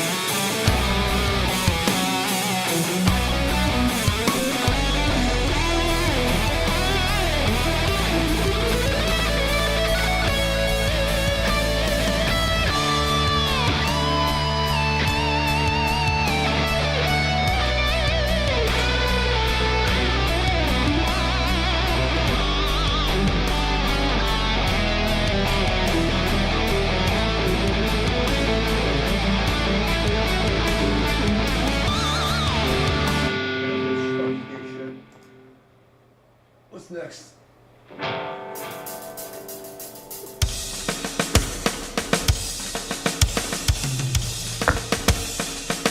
Black metal.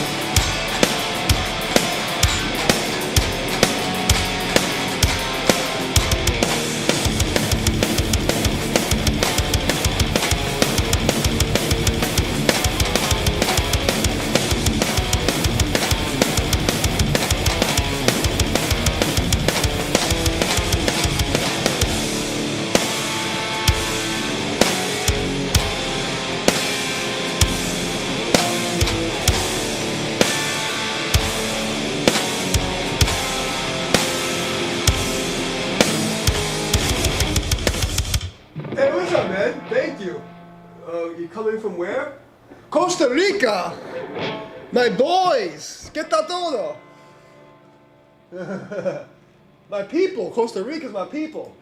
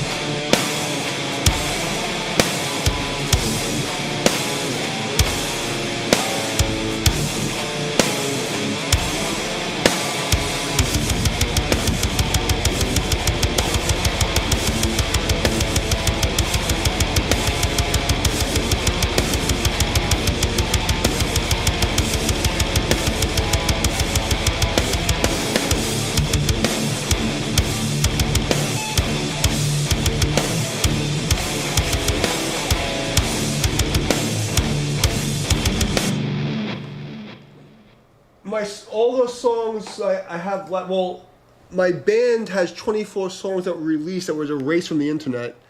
I have like a shit ton of tracks here that are unreleased. You can check out if you want to check this out.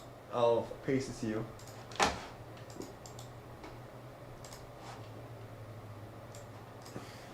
Just fix the URL because I think they censor it. So I'm going to separate the comma. Oh, oops, I'm going to break the link so that you can get it. So if you fix the link, that's like my private mock-ups of all like the stuff that I've done in the last 5 years. But I have like probably 30 songs that were released before Obama came in and fucked everything up. It was Obama and fucking Metallica fucked us all. But so I have like 30 tracks that I'm on before then, but then all gone off the internet. Except like Mahavatar, I think I have some stuff that's up with them. And then on if you go to Amazon, there's something called Uptown Records. What the fuck's the name of it? New. Fucking something. Oh, God damn it! What the fuck's the name of this goddamn? They're still selling a compilation where from my MySpace days. They're still selling it at fucking Amazon. It's called The Four Scrolls. I did this fucking track and I recorded it with a 9-volt Fender Mini and a $10 Radio Shack microphone. And I did it as one of my, because like in the 2000, like early like 2000, 2001, on MySpace, my fans would come on and I would, because people didn't believe I was writing these crazy songs off my head. So I was like, okay, you guys tell me the key, the time signature, and I'll write 4-part harmony like Bach, but in metal, in 24 hours. It was a 24-hour challenge, as they call it. And this is one of the challenge songs, and this record label picked it up, and they're still selling this fucking track today, and I get no royalties. Quickstar Records, Downtown Metal Compilation. That's what it is. Quickstar Records, Downtown Metal Compilation. And I used to be called, it used to be, DMD was my name. And the track is called The Four Scrolls. And they're still selling it on Amazon, and I don't get any money for it. But that's like my private, like, where I put my mock-ups on, the SoundCloud.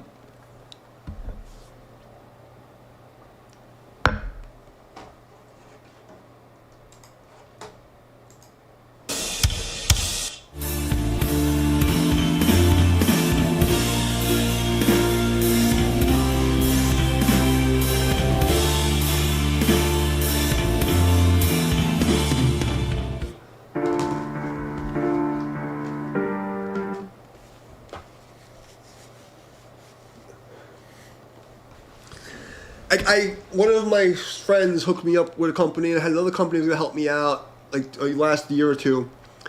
But I don't really want to do music anymore. Like when I talk to this company and the way the people that are running it and like the fucking, I just don't want to do it. Like I've already played like really cool shows. I've already did all the things, and like where am I gonna play? Like there's either you play international huge festivals or you play shit. There's no middle anymore. You go on Spotify, you get robbed. You get fucking annihilated. And what am I going to do? Be a TikTok guitar player or Instagram? Like, first of all, I'm banned on Instagram. I'm banned on Facebook. I'm banned everywhere. And what am I going to do? Like, try to be one of these fucking Instagram guitar players. Look at my solo! Like, I don't want to fucking be that guy. I'll shit on them. Like, I don't give a fuck who it is. I'll fuck them up. But, like, I know for a fact, technically, I'll fucking shit on them. But I don't want to be one of these, like, oh, look at me play my sweet arpeggio, guys. Like, I don't give a fuck. Like, I like to have fun and just talk shit. You know what I mean? I don't give a fuck. The only way I'm going to come out and start doing music again, like, professionally, is if I get, like, you know, I get, like, a big contract, like a movie, or, like, some international band's going to pay me a couple $1 million to go fucking play with their band. I have no interest in being a TikTok famous, or I don't give a fuck. You know? I have like zero interest. I just like to fucking play, have fun, talk shit, you know? But like I had some tracks on Spotify from, this is actually, we did this at Sound Factory Studios. Hold on a second, I'll show you. This is the last like real studio record I did, and honestly, I think my version's fucking better. I went to this fucking I drove in a fucking blizzard during a hurricane, you know? And where's this fucking track? Oh, this is me playing drums on the track, like a playthrough.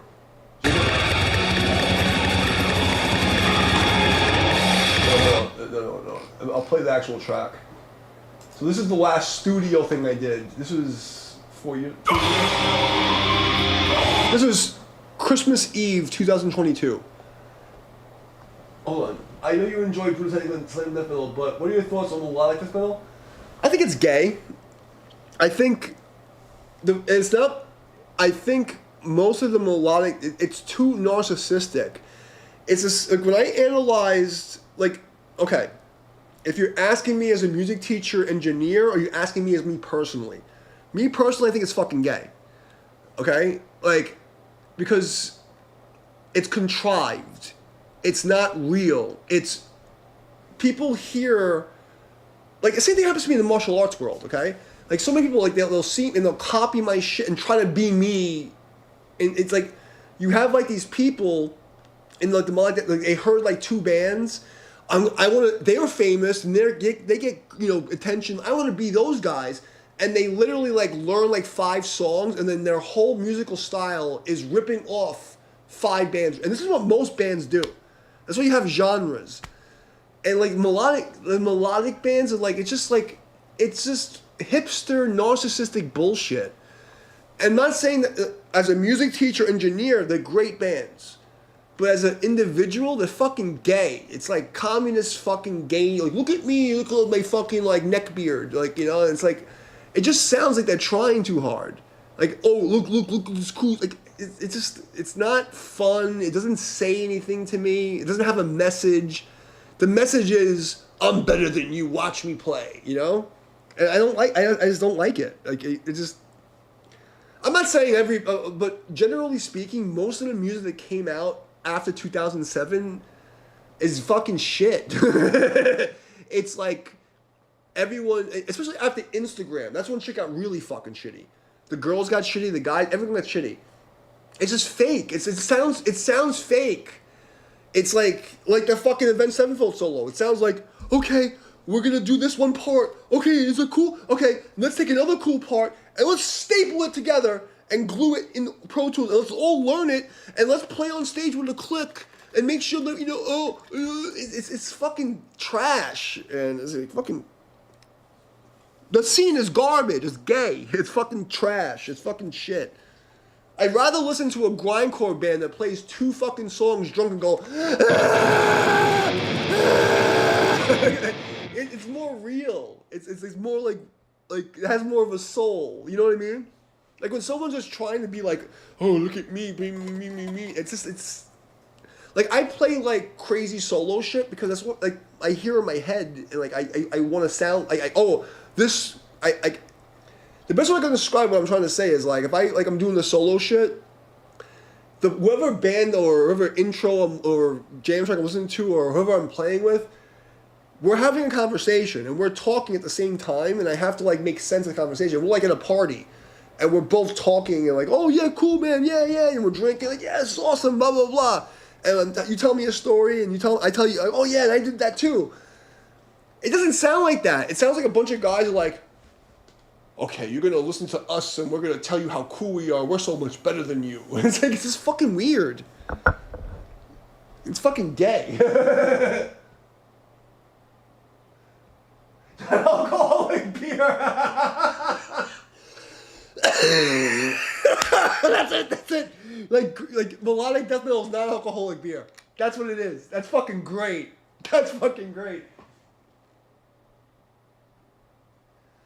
Yeah, I mean, I only remember them from like the early 2000s, and they were okay, but it was like, it sounded like a lot of like my riffs that were like made gay. And I don't mean like, you know, homosexual gay, I mean like South Park gay. Like, there's like, it's fucking lame. It's just like, give me attention. Real music, you fuck the audience. You don't play for them. You play for you, and you take it's like, I'm gonna fucking take you into the dark forest, and I'm gonna lead you onto this fucking excursion through the darkness or to this place. It's not like, okay, what do the audience want to hear? That's not real music. It's not real. It's like, it doesn't, it's like and that's the thing, like, my ear picks up immediately. It's like, one, because like, in this instance, in music school, like my engineering classes, we're gonna ruin music for you. So like, I can't listen to music like a normal person. Like, I listen to it, I can hear what they're thinking. You know, like, as they wrote the song, I can feel it. I'm like, you're literally a sellout. You're writing songs around what the people, fuck what they want. It's like, I have a message, I'm gonna tell you a story. You listen to my fucking story and it's gonna be believable, and you're gonna follow me into the forest. To the dark forest, you know, we're gonna burn a church. You know what I mean? Does that make sense, or am I just talking shit? Like, you know, like, that's like real music. It doesn't matter what style it is. It could be even fucking bad country. I hate country, but like, a good country song, you can tell the person like is saying something and they mean it. They're not thinking, oh, this is what's gonna get me paid. It's like, that's not, you know? And all the people who start a genre, they fucking have this message. It's like, oh, okay, and then everyone copies them, and then you have a bunch of fucking rip-offs, and that's the genre. And then for 10 years, you have a bunch of rip-off fucking bands. And that's what I feel about, like, most of these genres. And then on top of it, once we came to Instagram and, like, digital recording, you have all these, like, copy and paste bands and, like, fake everything. That's why, like, I don't use, like, this is kind of like IR, but it's still, like, you know, I'm still playing, like, I don't like playing through the IR on the computer because it's a weird feeling. It's not real. Like, I want to play the amp. Like, I want to, like, even if, like, I'd rather fuck up and sound like I'm telling you a story and I made a mistake than fucking, like, okay, I'm going to play this perfect thing. It's not real. Probably wrong guy to ask this, I don't know, but if you're good with... Of course I do. Of course I do. What actually happened to me was my dentist found out I wasn't a Democrat and fucked me up really bad. But what I do personally is, like, I don't use fluoride.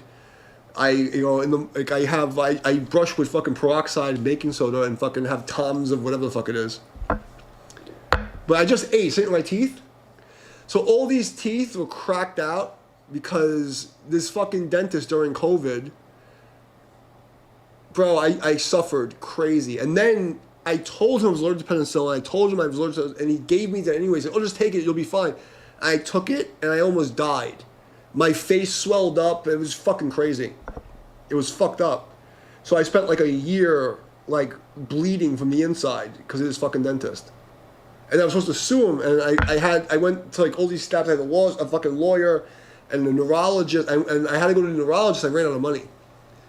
And it's just been hell ever since. But aside from that, like, you know, like, like, I wash my ass. That's what you're asking. But I don't think you should be using fluoride or chemicals. So my grandfather only brushed with baking soda, never had a cavity. I didn't learn this until I was 20. But my problem also is that I didn't have a toothbrush of my own until I was like 16. So, like, once I started, like, you know, I was like 14 to 16, like, I started taking care of myself. And then ever since then, I've been, like, you know, really, like, because I was trained by military goons and fucking weirdos. So, like, you know, keeping your upkeep of your hygiene is, like, important, even if you're, like, in the shit. And thank God, because, like, during COVID, like, that was the thing that kept me sane. Like, I remember all the lessons I got. So, like, you know, you always shave and keep yourself right. So that's the story. But, so yeah, the dentist almost killed me. In fact, like, these teeth, I went for the cleaning during COVID, and the hygienist, she put the thing in, and she went like this, and she cracked my tooth. And he was trying to force me to get implants, I didn't want to do it. And she cracked my tooth open, and she goes, Dr. Fan! And it was like, what's going on? He's like, oh! And, like, my whole tooth was cracked in half. And, and during COVID, this fucking asshole was living with his 3 kids. They put a pebble in my macaroni. And during COVID, I fucking bit down and cracked 3 teeth on this fucking, like, little stone. It was like a jewel or some kind of toy. I cracked 3 fucking teeth. And so on the stream during COVID, with a wrench on my live stream, I pulled out 2 teeth on my own. It was crazy. That's Vaseline's cool. You know, when you get hemorrhoids, shove it up your ass. No, but no, I mean, I use Vaseline. I use actually, I have this fancy shit that I use. I don't know what it's called. One of my students mailed it to me, and I use this fancy fucking vanilla, whatever, natural, whatever the fuck it is. I don't know what it's called, to be honest, because I threw the package away, and it's like a little thing, a little stick. But it's like all natural, like honey and beeswax and vanilla and fucking fancy fucking shit. I don't know what it is, to be honest with you. No, I don't use deodorant. I don't need to. I haven't eaten meat in 26 years. So, like, my sweat doesn't stink. And actually, it's funny, like, girls love the way I smell, like, even when I sweat. Because if you don't have rotting animals in your body, you don't need deodorant. You know what I mean? So, I mean, I can go for a week without showering and you don't smell me. It's weird.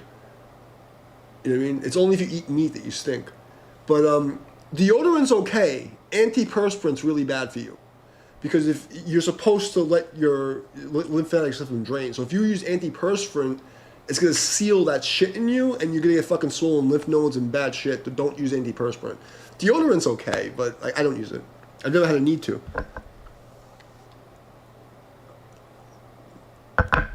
Chicks like the way I smell when I sweat. And the only soap that I use is Dr. Brendan. Where the fuck's that fucking weird fucking like he has all the fucking quotes on it? I use that and Irish Spring. That's the only thing I use. Yeah, like I use a big bottle of that fucking hemp oil shit, and then I have Irish Spring when I want to smell like a fucking Irish guy. Yeah, and I've been using that forever. That's my thing. But yeah, like I never stink.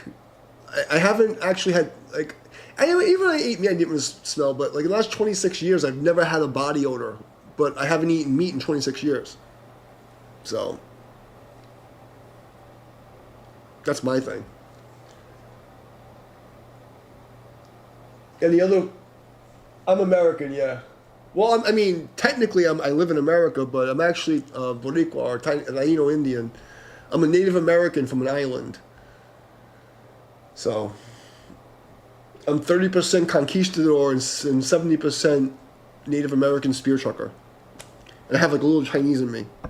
Because somehow the fucking Native Americans were Chinese somehow.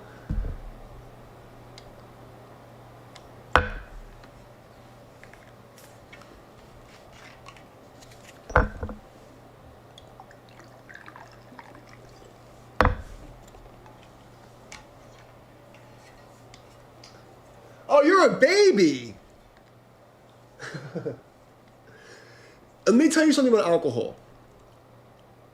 Alcohol, like, they call it spirits and booze for a reason. Don't drink if your bloodline can't handle it. I drink and my pain goes away, I make stupid jokes. Other people drink and they get fucking retarded, bad things happen. I never drink outside. I don't drink and drive. I don't go to clubs to drink. The only time you see me drink is I'm in my house playing music with you guys. I'll have one shot before I go to bed by myself. Alcohol is dangerous if you don't know yourself and you don't know your blood type. Like, certain people do not need to be drinking. Like, alcohol and money will expose who you really are. Okay? Like, that's all it does. Like, I'm just a jerk off from Brooklyn. I make stupid jokes and I go to sleep. Other people are assholes or like weirdos. Some people black out and you have to be careful. So, don't be stupid. Yeah, and that's something you should pay attention to.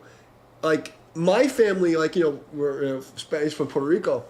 My family, from my earliest, they have rum and coke and they play guitar and they're singing, they're dancing, they're happy, and everyone's in the house safe. Other people's experience, like all my Russian friends, they drink and they're fucking retarded. Like, it's always a fucking problem, like, Like, it's a Mexican, it's always a fight. Like, I'm saying because of my experience in New York. You gotta be careful. Like, like, not everybody should be drinking. I don't take any medication. You know what I mean? So for me, like, it helps me with my pain. Like, I laugh, I go to sleep. Other people, they drink and they get violent. Or they get, like, stupid, or they decide they want to drive somewhere and crash their car. Like, I've never had that problem. Like, like, if you can't be responsible, don't do it. And if you have, like, Chinese people, most of them, like, 70% of them get red. I don't know if it's 70%, but at least, like, a lot of them, 2 shots of fucking whiskey or something, their fucking face is red, and they're like, ah! They're singing karaoke. So don't do that. Yeah, well, you see what I mean? So that's probably, now it's not saying that's going to be you, but those are the things you have to be worried about. Like, my bloodline, I can drink and I laugh, I make jokes. It just makes you more who you are, Like, but I never would get myself intoxicated in a place I'm not safe and put myself in a bad position. That's really stupid. Don't do that.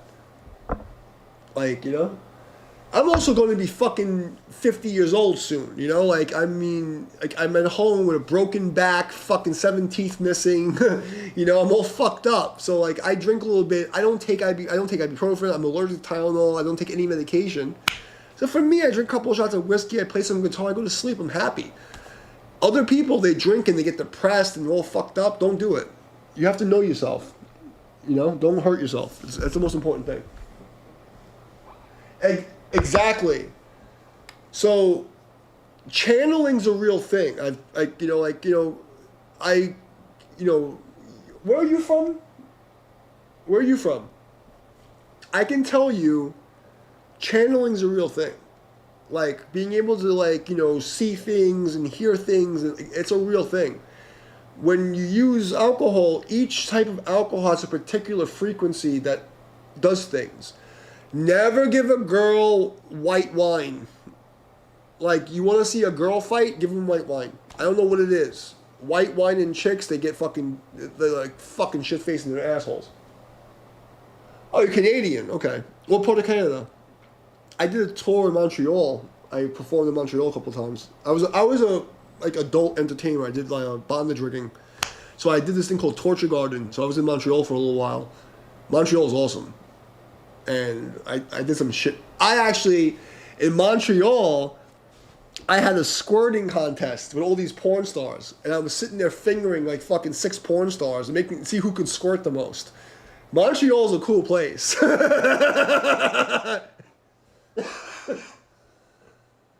Okay, Manitoba. I've heard of that. I don't remember where it is. I haven't been to Montreal in 15 years. But Montreal was awesome. I'm in Montreal, and is it Quebec? What's the other big city? I went to 2 big cities. Montreal was the only one I remember. The other one I don't remember at all. Because it was just like, whatever, it's a city in the fucking water. But, that's only, but Montreal is the shit. Like, the girls in Montreal were so fucking hot. And they were so slutty. But, like, super sweet. They're like these innocent sweethearts that were whores. Like, complete fucking whores. But they were so nice. Like, you wasn't cuddling, oh, okay, baby. And then, like, fuck them in the ass. It's like, yeah, Winnipeg. Yeah, I heard of Winnipeg. I never went there. I've only been to 2 cities. It was Montreal and some other fucking city. I don't remember what it was. Toronto or something. I don't remember. Montreal, I remember like it was yesterday. I have stories about Montreal, bro. I got fucking stories about Montreal, man. Like, you'd be like, what? I got fucking stories. Like, dude, my life story is fucking crazy. Like, if you knew who I really am, like, you'd be like, what? Like, I did some shit, bro. Like, I left my mark on Montreal. Let's just put it that way. But that was the beginning of the cancel culture, fucking transgender shit. Because that was the moment when the transsexuals and the transgender, gender transformer people separated. And the cancel culture started. I was like they were trying to cancel me already. Because, like, I went to the gym, wasn't ugly, so they hated me. The transgenders, but the normal, like, fetish people and gay people were okay with me. But these fucking weirdo, liberal fucking psychos, they already had a fucking problem with me. Because I existed. So they were going all over the place trying to cancel me. This was like 2012 or 14. I don't remember what it was. But there was like a whole crew of fucking weirdos that were following around all over the world. I was touring, trying to get me canceled from the clubs. There was one fucking club I'm playing in. I have the fucking owner's keys, and they called someone from New York, from this weirdo fucking people, called somebody from this fucking event. You're not going on stage today. I'm like, what the fuck are you talking about? Blah, blah, blah. I'm like, I have this guy's keys in my fucking pocket. I don't know who called you, bro, but you're fucked. Oh, there's tons of forbidden fruit. Bro, I ate all the fruit like this. Bro, when I was in Montreal, I ate, okay? I even had the poutine, okay? And I don't even eat meat, and I was eating the poutine, okay? So when I went to Montreal, I ate, bro. I ate everything. They are so hot, bro. The girls there were so fucking hot. Like, the hottest girl I've ever seen in one place, like, per capita, is Montreal. I don't know about now, because now they're all fucking communist weirdos, but when I went to Montreal, holy fucking shit, bro. They was so fucking hot. And I worked like I worked like major conventions, like adult stars. I was a bodyguard for porn stars. I used to work in the industry. I did everything. But Montreal, like when you went to St. Catharines Rue, like everywhere you went, it was just like holy shit. Like the gene pool, this French mixed with Native American thing, like they were fucking smoking hot. It was disgusting. Yeah, but the big thing in Canada is they get the ass kicked by the American team when they tried to fucking boo our national anthem and our fucking team beat the fuck out of them. So fuck Canada. They're communist cocksuckers. They can go fuck themselves. I used to love Canada. Until I realized how much of a fucking communist socialist hellhole it was. Now I'm really pissed off that like I still have friends that I haven't spoken to in years since I got banned from Facebook, but like Canada's fucked. And I predicted that's going to split in half, and it did. And it's about to split in half. I split this a year ago. I've made a lot of these psychic prediction things, and people think, but I've been right over 200 times. I said it.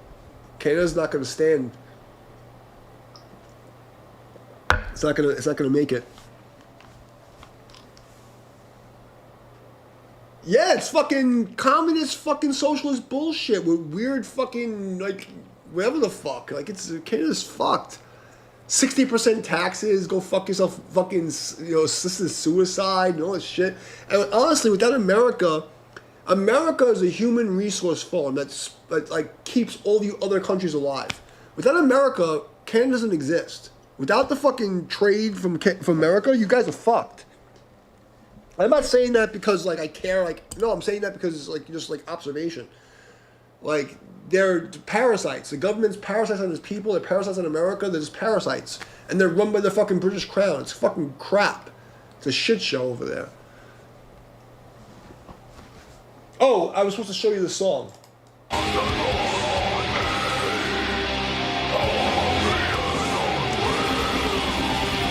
So, I did this Christmas Eve 2022 at Sound Factory Studios. I played every instrument except one.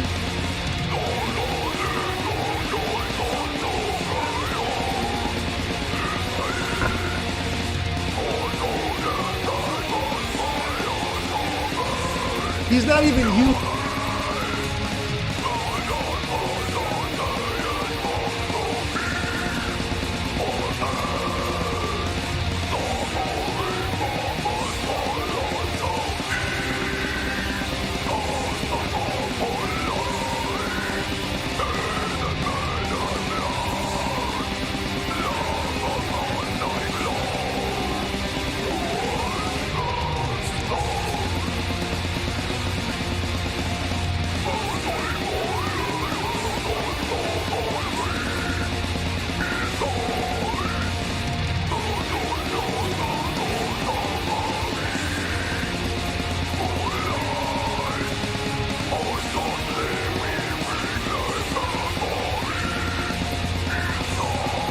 Oh shit, I turned my mic off. I don't remember when I turned my mic. I hit it on accident. Thank you for telling me, because most people don't tell me. So I'm just talking to myself. So this song I did on Christmas Eve 2022. And I was saying, that's weird. I don't remember turning my mic off. I wouldn't be surprised if the fucking they took it off. I was saying that the Prime Minister of fucking Canada is not a human being. And when I was on my live stream on Facebook, before I got, super canceled and blacklisted, I had evidence that he wasn't human, okay? And if you watch his eyes and you analyze in slow motion, you're going to see some weird stuff. That guys, I'm not going to say anything more than that. They're not human. There's something going on. There's something fucking weird.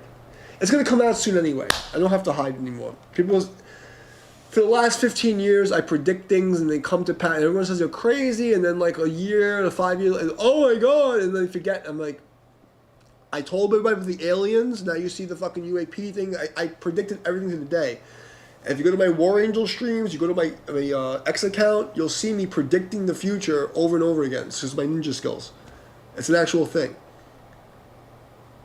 The alien thing is real, but it's not what they tell people. Okay, and those guys are not human. There's something going on, and people need to pay attention. And these aren't normal people. And if you look at his eyes, you're gonna see some weird stuff. That's all I'm gonna say.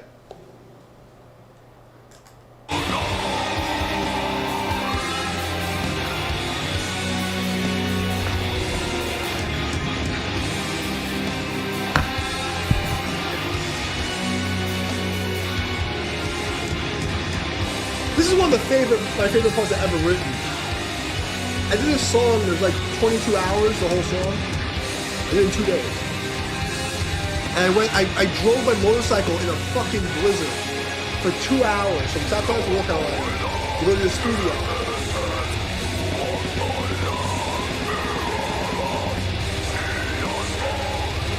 I love the orchestral part I did. And,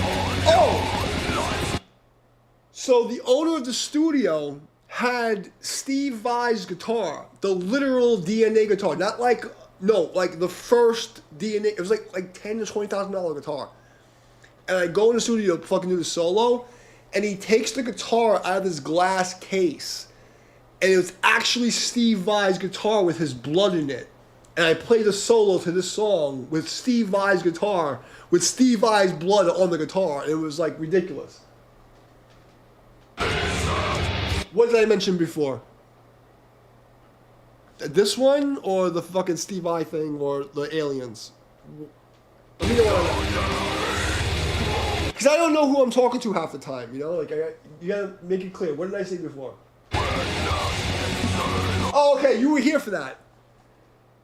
This solo's crazy. So imagine this. I ride in a fucking blizzard, okay? And I get 3 takes. So the first take, I just try to figure out where I am. And then I do 1 take, I do the regular solo, and then I do the overlay, so it's like an overlaid solo. And the engineer was doing it fast, so he didn't actually make them even like I wanted, so it has one on top of the other. But you can still hear that I improvised.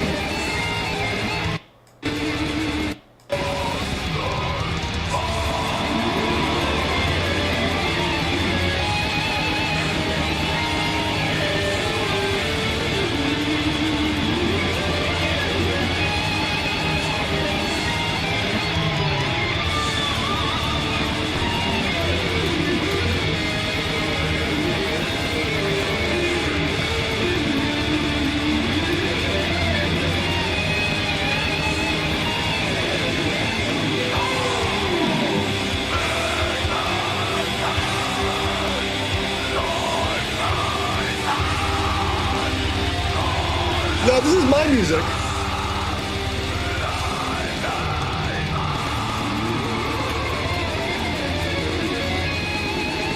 I have a copyright for this, but I don't have a digital ID for it. So, like, it's copyright, but I don't have the ID thing, so it's not going to flag me. So it's like, I can play this. It's fine. Yeah, I play on this keyboard.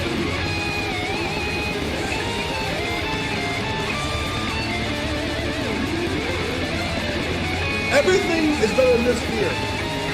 I played on that drum set. You see the drum set, right? Right over here.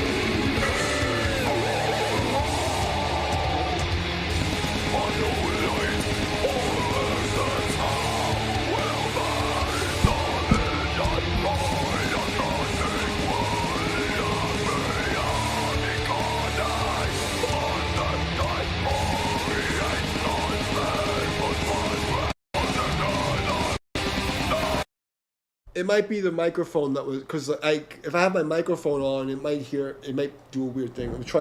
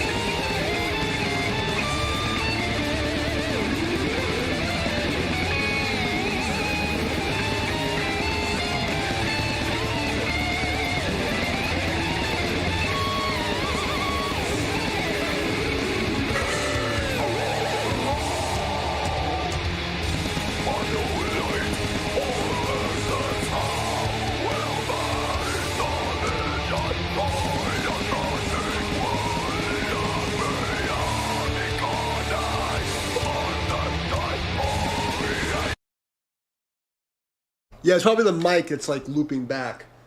But I also leave the mic on because I want people to, because there was a couple, when I first started this, people were saying, oh, nice MIDI guitar. I'm like, what? Because there's so many people that fake the guitar playing, so I want people to hear me hitting the strings. So they can hear, like, I'm actually, because when I play the solos, you can hear me actually, you hear the clink of the string. So no one can say I'm faking it. And that was the thing. I never use, like, crazy effects. I only have a simple delay and wherever the distortion is, because I want people never to say that I cheated, you know? Like, that was my thing when I grew up. Like, I didn't listen to other people's bands. I never learned the guitar solo. I didn't learn shit. I was like, no, I'm fucking playing, and this is me playing. There's no fucking, like, I learned somebody's song, and like, I'm just playing by ear, you know? That was like a thing. But there, here's me actually playing this song on drums, if you want to see me do the drum playthrough. Hold on, let me share this. Let me know if this comes through, because I think I can send links, but you guys can't send links. Let's try it. Let me know if this link comes through. But that's me playing the drum playthrough of this song. And I'm just blasting my ass off. So this is how I recorded them. Just the drum set's right over there, by the way. I don't know who's...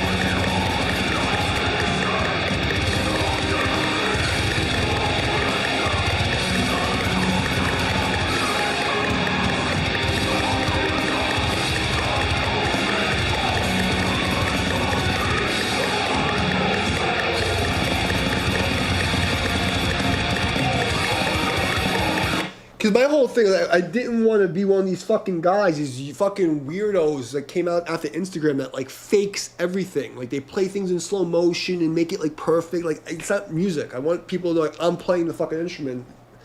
I don't give a fuck. I don't want to be super famous. Like, I just want to have a couple people that drink and fucking talk shit and play fucking music. But the whole thing on this track was we purposely went to make sure it sounded live. But I did play this track on a digital drum set.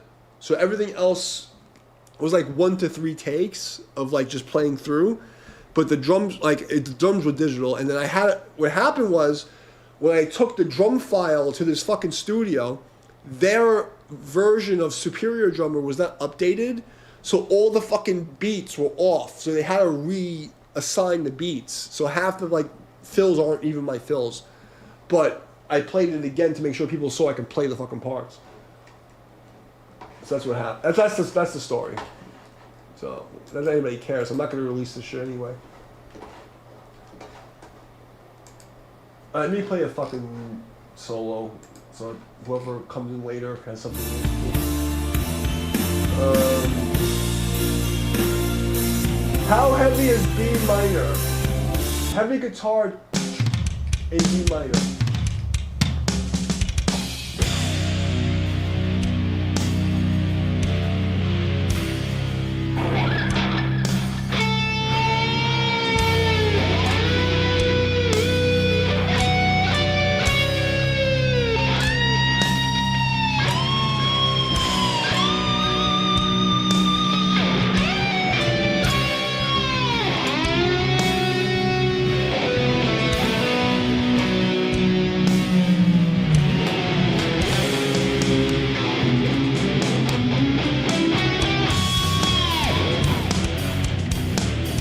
Never forget it. Fuck off. I'm not doing that shit. Did you see the link? Hold on. Before I send it in the chat. If you didn't see the link, I'll break it. I'll break the link. Hold on.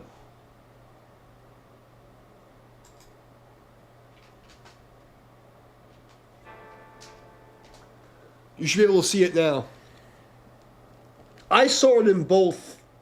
So I saw the link in my chat. Yeah, YouTube does that. And people didn't believe me for the last 15 fucking years when I've been saying this. My view counters go backwards. My likes go backwards. Comments are deleted. I gotten 3 comments. I have 1,500 subscribers. I've gotten 3 comments in the last year. And some of them I only get, it's weird. Some of them come in the studio, like, it's fucking crazy. If I open TikTok, every video I open, the view counter goes backwards and the likes go backwards. Like, I'm blacklisted. Nobody listens to me. It's like, oh, you're conspiracy theories. Like, I don't have an Instagram. I don't have a fucking Facebook because Meta blacklisted me because of whatever the fuck.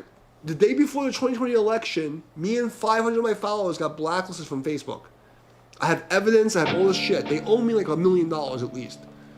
Like, Facebook, Instagram, YouTube, TikTok, they owe me millions of fucking dollars. I'm not saying this because I'm crazy. I'm telling you seriously. I've been getting attacked by everyone. And then there's separate groups who are gang stalking me who need to go to jail. I have stalkers who I have evidence of them admitting they're stalking me on screenshots. Like, literally. Like, it's no crazy. You're schizophrenic. You're crazy. No. I screenshot everything because I'm a fucking obsessive compulsive asshole. I got evidence of everything. Like, so many people can go to jail for fucking with me. But these corporations and the FBI and the CIA and the NSA, all this shit they did to me is fucking so illegal. It's insane. It's insane.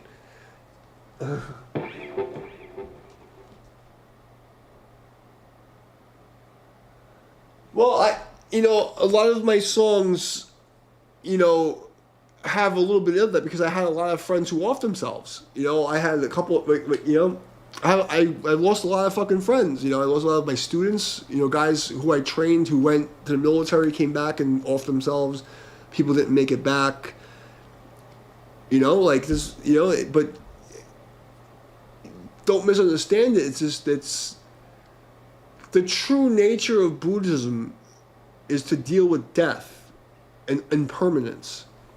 And my music is you're supposed to feel the sand mandala. Like you understand like what it is. That this isn't real. Like none of this is real. You know what I mean? Like your life could end like this. And that's what bothers me about like all the people that have came after me for so many years. I've been by myself fighting the war for years. And they don't understand what's important because they don't understand the philosophy. They think they know. Like, people question if why I'm a grandmaster now. I've been training since I was 17. I'm going to be 50. Like how am I the grandmaster? Because I have a certificate. I went through the training. I bled. The impermanence of life is what people understand. This is why I'm so happy to be able to play guitar and drink and talk to random people. Because none of this is real. This could be taken from you like this. And that's what real music is supposed to teach you. And they don't get it. And they think it's like morbid, but it's not. It's not. It's the exact opposite.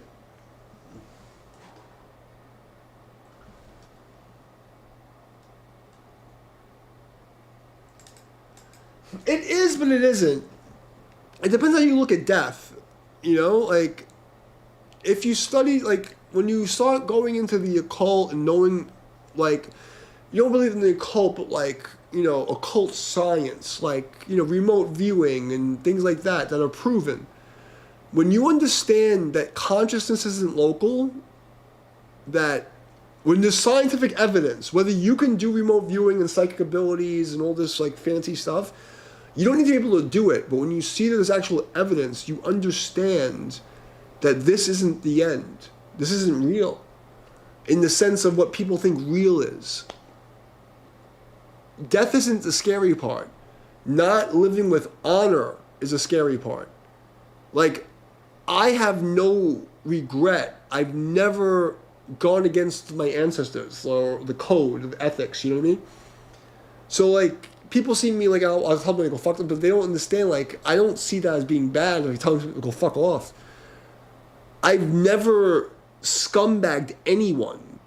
So for me, I've lived a life I'm proud of. I can die tomorrow and like, okay, this sucks, but I'm okay.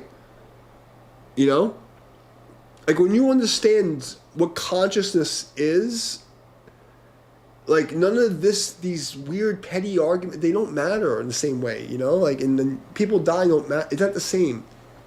Because you understand that their body and their mind is not the same thing. It's hard to explain to people who've never, because most people don't ever go on the spiritual path and actually test it. They don't go to the retreat. They don't go to the mountains. They don't spend the time with the master. They never did what I did. Like, My grandmother died on my birthday, okay? A week before she died, I hadn't seen my grandfather in 20-something years. I have a dream about my grandfather, and he comes to me in the dream and says, when your grandmother leaves, you will be a man. Okay?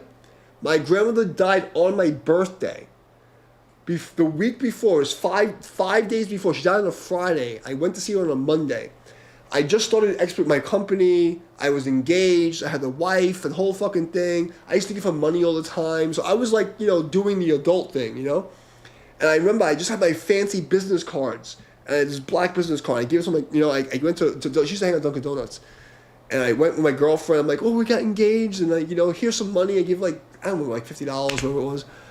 I used to take her out all the time. And I said, look, here's my business card, I'm getting engaged. And my wife, she's like, oh, good. And I still have her picture. The last picture I ever saw her was on that Monday before my birthday. She died on the Friday. And on my birthday, she goes home with my uncle in the middle of July. And my mother, 2 weeks before, had a dream my grandfather said to her, I'm coming to get your mother. So, on my birthday, my uncle takes my grandmother home. And she sits in the chair and she goes, Michael, go get me some soda from the store. And when he went to the store, she calls my mother and says, it's time. This is what my mother told me. It's time. So my mother said to her, put your makeup on, he's coming to get you. My grandmother put her makeup on, put her lipstick on, and sat in her chair and she died. My master died on 9/11. My 2 dogs died on Thanksgiving. There's things that people think are crazy, but there's too much coincidence to just be crazy for me. And I've seen I've seen glowing monks, in really crazy shit. I've seen the dark side and the light side.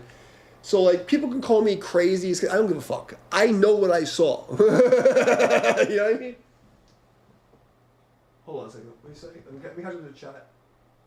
Yeah, YouTube might delete comments. Takes one to know one because the rest do I think offing yourself is dishonorable? I think that it depends. The rules of the Matrix are not what they tell you. Offing yourself in certain conditions is honorable. I think just giving up saying, I don't want to do this anymore, you're a pussy. But everybody has a soul quest. I would never do it myself. You know what I mean? Not because of anybody else, because it's I'm gonna fuck you. I'm gonna suffer with no arms, no leg. I'm gonna keep going until you fucking kick me out of this fucking place and say fuck you, because I'm an asshole. I think that some people do it in a dishonorable way, and some people do it in an honorable way. The samurai, Sabuku, you have to fucking cut your guts out, and your friend, you fucking literally disembowel yourself, and your friend cuts your head off. That's seppuku's fucking, yeah, I dishonored my bloodline. I must die. Will you assist me? Oos! And ah! And your fucking boy comes and chops your fucking head off. They're like, yeah! But if you're oh, my mommy doesn't love me. Let me put my head in the oven. You're a fucking bitch. You're not a warrior, So it's my master was, my master said, there's perceived truth and universal truth. The sun rises in the east. It is hot outside today. Is it dishonorable? It depends on the situation. If I had to kill myself or save some child, I would probably kill myself. If I knew that some crazy terrorist guy who said, you better stab yourself in the chest or I'm going to kill this 3-year-old girl, I'd probably kill myself if I had no choice. You know what I mean? To save somebody else. Because I know I'd be going out honorably. But my mommy hurt my feelings. Oh, me. You're a fucking bitch. No. So that's a hard question to answer. Does that make sense? And yeah, I love my friends. I love everybody. Even the people I hate, I still love them in a weird way. But their karma is their karma. Their free wills. In the occult, we have something called the law of equivalence. in the free will. You don't interfere with someone's free will, and you stay out of the way of the law of equivalence. If someone makes a free will choice, get the fuck out of the way. And the law of equivalence, you take an action, there's a reaction. If someone makes a choice with a family or friend, it's not my place. Like your father went to jail for beating the shit out of your uncle. Even though he's your father, in the grand scheme of the universe, he's not your father. He's another entity that has nothing to do with you. You have no karmic relation into his action. You have no. So it's hard to explain to you my understanding from a Western mind, because it's not going to make sense to you.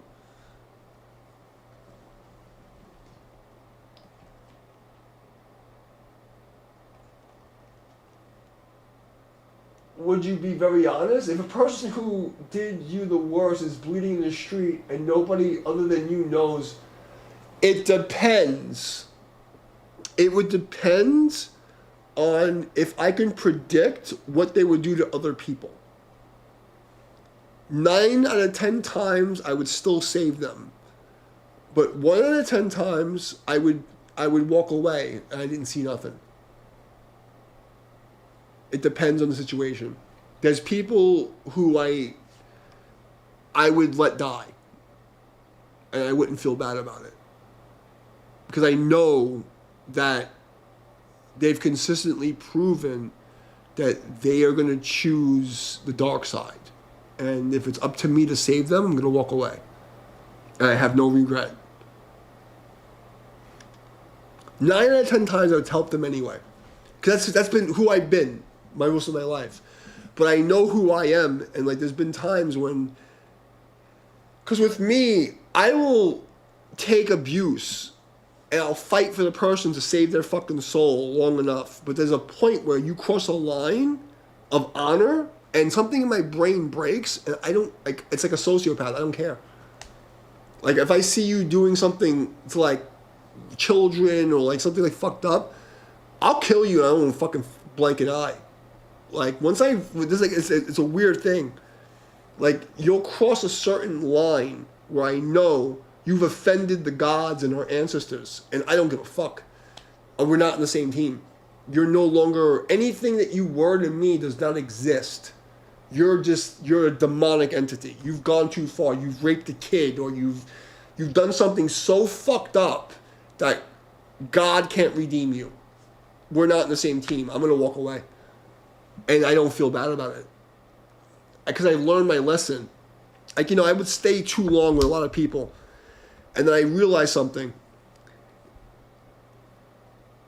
We have to live to the higher order, or the honor of our ancestors and the gods. Whether you call it the Christian God or the ancient gods, whatever you want to call God. It doesn't make a difference. There's an agreement that humans know there's a higher order of morality. And when somebody chooses to go against that morality, they're the enemy. And there's no remorse. It's like, I'm not going to go out of my way to hurt you, but I'm not going to be involved in your karma.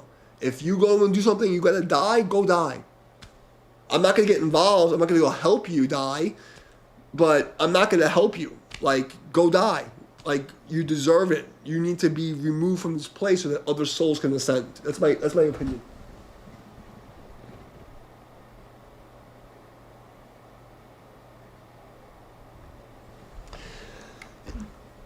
Betrayal is a weird thing. Like I always tell people, because they ask me, how do I survive alone so many years? And I tell them, like, loneliness is when you realize the people you care about don't give a fuck about you. But if you stop giving a fuck, it doesn't matter. Like, betrayal, it depends, Like, I've had, there's people who've betrayed me the worst, but I'm like, it doesn't really matter. Like, but if someone is actively pursuing your demise and wants to kill you, there's nothing you can, like, take them out. Like, they're gonna kill you. Someone, like, robbed you or fucked your ex-girlfriend or something, who gives a fuck? Like, doesn't matter. Like, you'll forget about that in a year. Like, let it, like, doesn't matter. These are things that don't matter. Betrayal, The thing that hurts about betrayal is that, or forgiveness, you have to eat the cost. That's why people have such a hard time forgiving people. Because to forgive someone, you have to eat the cost of the debt. That's the problem. And that's hard for people. I don't have that problem. Because for me, every day is one. I live this samurai mentality, and I was lucky to learn this early. So I was 13, I started studying Musashi and Zen Buddhism and stuff like that, and living. So for me, each day is the next day, and there's only this day, because I can die tomorrow. And I've been thinking this as a little kid, that I come on today expecting that tomorrow I can choke on my spit, I can fall down the stairs, I can get poisoned. There's never, I'll have a plan for a long-term future, but I don't expect it. I don't hold on to it, because there's only now. You know what I mean? So betrayal, to me, is not the same as most people. Does that make sense?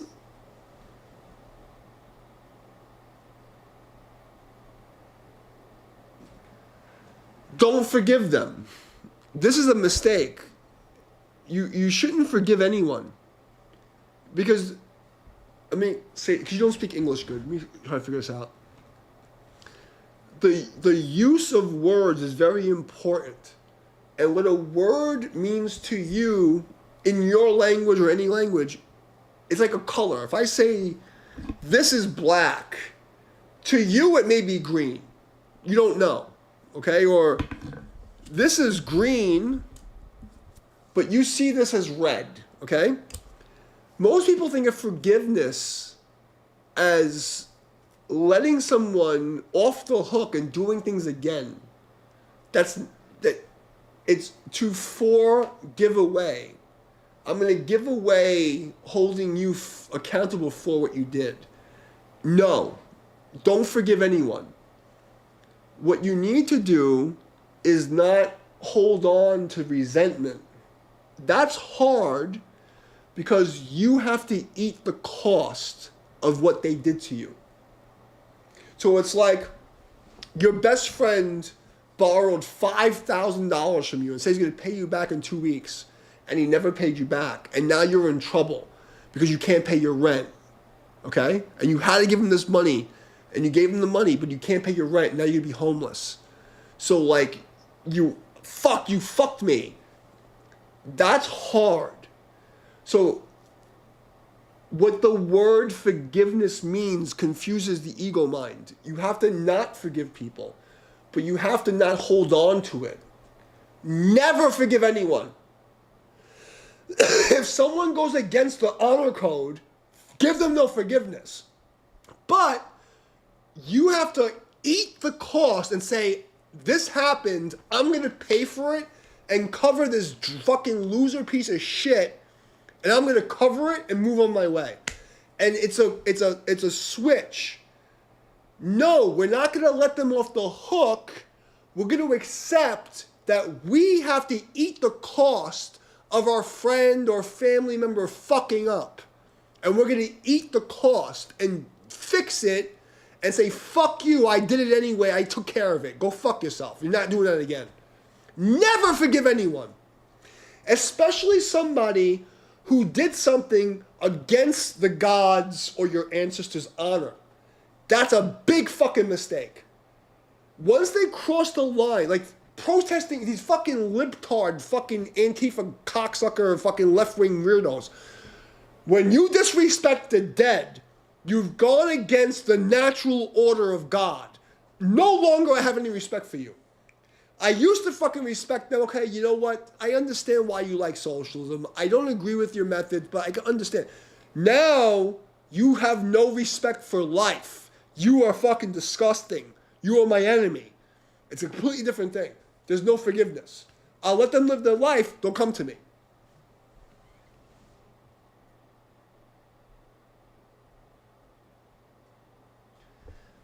Subjective, objective. Yeah, maybe. I am talking about that, but I'm going to say this again. You can only feel lonely when the people you care about don't give a fuck about you. And you only have pain for forgiveness when you have to eat the cost to balance the scale. If you paid somebody money to help them out and they never paid you back, and you have to somehow figure it out, don't forgive them. Stop forgiving people. Just accept it. They fucked me over. I fucked up. They fucked up. I have to cover it because I'm more responsible than them, and I'm going to move on. That's how you do it. And it sucks. You have to eat it. You have to fucking suck that fucking dick of despair. Like, and fucking just swallow the cum of fucking cuckery. And just move on. You have to accept it. Like, I've gone through the worst shit, man. I've had the people close to me. I've people whose lives I've saved, took them out of the gutter. Like you have no idea. Did evil shit, like devil worshipping fucking cuckery fucked up shit. And you have to like accept it. This thing happened. And your brain has to analyze why it happened, what you did wrong, what they did wrong, and accept it. This happened. I'm going to be the adult. I'm going to fucking fix it. Fuck you. Forgiveness, fuck forgiveness. Don't forgive people. I think it's actually detrimental to forgive people. I think forgiving people is a bad thing. But harboring resentment is not the same as forgiveness. And they make these weirdo new age people, they mix it together. Oh, you have to forgive them. Go to therapy and talk about it for 20 years. No, fuck you. Fuck you. You're an evil cuck scumbag. Fuck you. Get the fuck out of my life. I'm going to fix my life. Everything you fucked up, I'm going to fix it. Go fuck yourself. Go away. And then that's empowerment. You're no longer a victim, and that fixes it.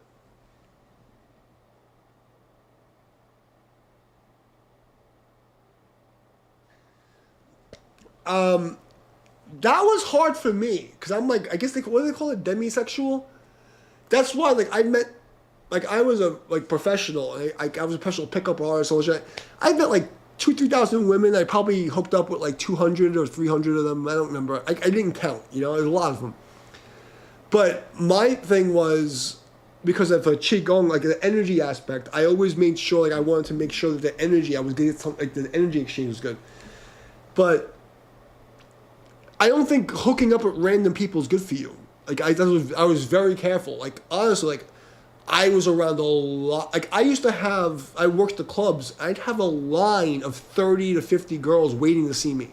I'm not trying to be cool. I'm telling you this is a real story. Because I know people on the internet, they follow me and they try to make clips like I'm some weirdo. This really happened. I spent years like this where I would go out and there'd be 30 to 50 girls and they're literally on a line to see me. And I wouldn't fuck any of them. I was very particular. So I don't think you should lose that because that's a psychic protection, and you should feel emotional connections to every girl you sleep with because even if you're just going to fuck them for one night, as a man, we're supposed to protect them. We're supposed to make sure that we leave them with a good experience. So we don't want to harm people. We do no harm. So feeling something connected to that problem, it's attachment. You have to be my thing. You're mine. No, it's a sand mandala. If you're going to be in a situation, because it's hookup culture, you have to accept that all things are impermanent and nothing you can hold in your hand has any value. Nothing that you can touch has any value at all in this universe. Nothing. None of this means anything. There's no value. The only thing of value is it's called intangible. You don't speak English, I'm sorry, but there's nothing you can grab.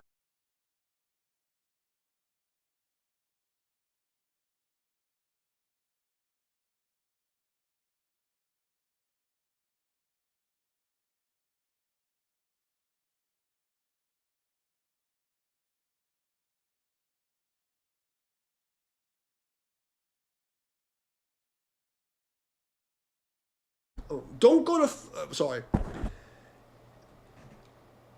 don't pick girls that aren't going to raise your frequency or make you feel light and make you happy, who you exchange your energy. Like a Sam Mandala, nothing's permanent. Nothing in this world that you touch is permanent. It's all garbage. Nothing. It's all garbage. The mind and the observer is the most important thing. So when you're experiencing women or men or trannies, whatever the fuck you're into, the important thing is that you make sure that the person you're experiencing with, the energy is going to elevate you, that you're going to rise happy, joy, everything's good, but you also don't hold it thinking you're going to keep it. Because even if you're with a woman for 30 years, she's going to die. Nothing lasts in this world. Nothing of value lasts. What matters is your intention and the energy. That's it. What do you want, Appa? I know. I'm talking to somebody. He's asking me questions. Hold on a second. What are you saying? Okay, you know what that means. So, for me, whenever I hook up with a girl, it's always either I'm going to raise her mental and physical vibration up by fucking beating her pussy to fucking death, and she's gonna like have. The girls used to love watching me fuck these girls because they say I turned the screws back in, you know, like you look at it as a spiritual experience because like most people don't know there's like occult levels of Buddhism. Buddhism is not always like if they don't understand there's a fire in the water school. They don't get it. They think everything is like you have to be like this. They don't understand. None of this is real. So what's real is your decisions and why you do things and how you experience things and what you share with individuals. That's what's real and tangible. So like this isn't real. That's why I tell people not everybody should drink. You know, not everybody should do things. You have to know yourself and know how your system interacts with this matrix. But when it comes to like having sex with women, you know, it's understanding the system. Like, why are you doing it? Are you making your lives better? Is the experience bringing you up or is it bringing you down? You know, if you're attached to the sex, you're attached to anything. Because even the person you love the most, your mother, your father, everyone's going to die. Everything's going to leave you. Everything in this fucking reality, even this guitar, is not in its natural state. And eventually will decompose and attempt to go back to its natural state. None of this is real. Everything's bullshit. The only thing that's real is your free will. And that's when you look at the political world and you see, oh, only thing they care about is making me make a choice that helps somebody else. Because the only thing tangible is your decisions and your honor. The honor of the honor and the virtue of the mother and the intention of the father. And that's where you have the Baphomet and the fucking all this stuff. It's intention and virtue. That's the only thing that's real. You can't touch it. So if you want to live in the right-hand good path, you're thinking, what is like the most like universal good and universal high-level intention? You can have a harem of 20 girls and fuck them every night. But how do you treat them? You know, do you care about them? Do you make sure they're safe? Do you worry about, do you give them money for the nails? Like, you take care of them. Or you're just like one of these weirdos, like, I'm going to take your energy for myself and hurt you.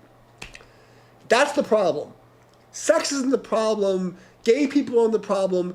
Transsexuals aren't the problem. Being a fucking, like, you know, it's either you're for nature and unity or you're a fucking, like, destroy and absorb until nothing's left. That's it.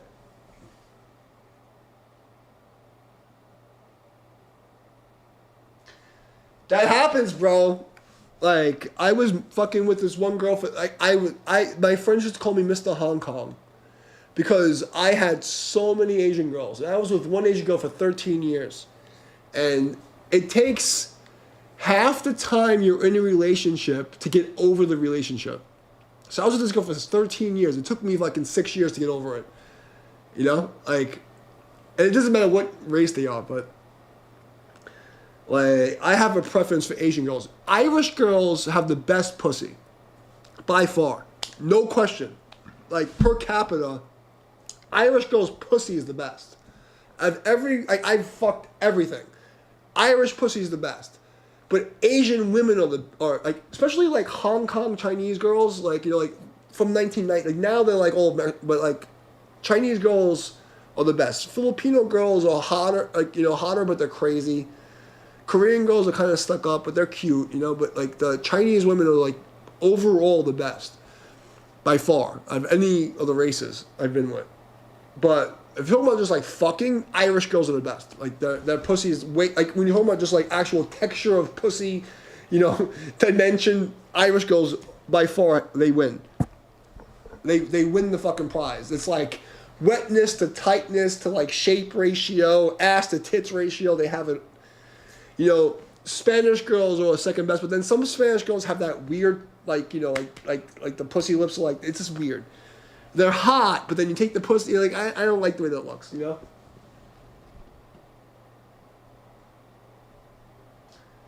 No!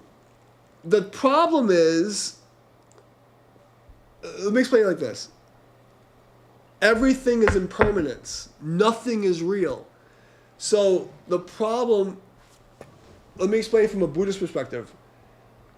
Your spirit, you're the person listening and watching your thoughts. You're not the thoughts. This is hard for people to grasp. The true grandmaster level of Buddhism and Taoism is your observer mind, the one who hears yourself thinking or sees yourself thinking pictures or whatever the hell you think. You're the one watching. That's an eternal, it never dies. It doesn't die. It's not possible. So instinctually, we want the external world to last infinitely because our observer mind is part of infinite I am consciousness. So when we have, whether it's a day or 13 years with one person, the observer mind in this physical, impermanent, dying vessel wants everything around us to be permanent like we are. You must understand impermanence, that nothing in this place will ever survive. Everything will die. If you don't accept this, you will suffer. That's why I try to explain to people, like, oh, you're playing guitar. No, because tomorrow doesn't exist. I'm here drinking whiskey, playing guitar because this is all I have. I only have this moment and the moment after. This is a hard concept for the Western mind to understand. That's why there's so many hundreds of people trying to take me out in psychological warfare. They don't get it. They don't understand. Like, how do you survive all this crazy stuff and blah, blah, blah? Because you can't comprehend where my mind is. Like, there is only one day. But I'm planning for 10 years. But there's only one day. But I'm planning for 10 years. There's only one day. It's like, what?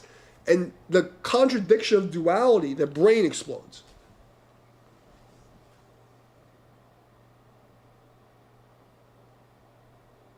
Does that make sense what I'm saying to you?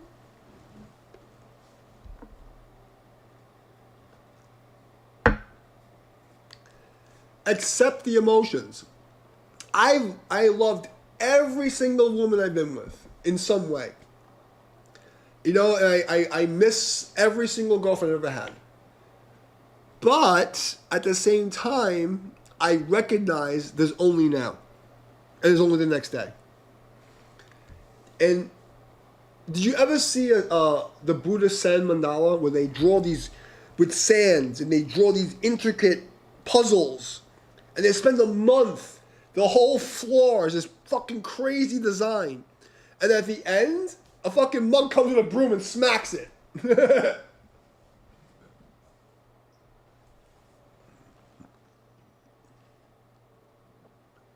Is this making sense to you? Or am I just talking to myself for no fucking reason? I know people came in, they're like, what is this guy talking about? Fucking stupid.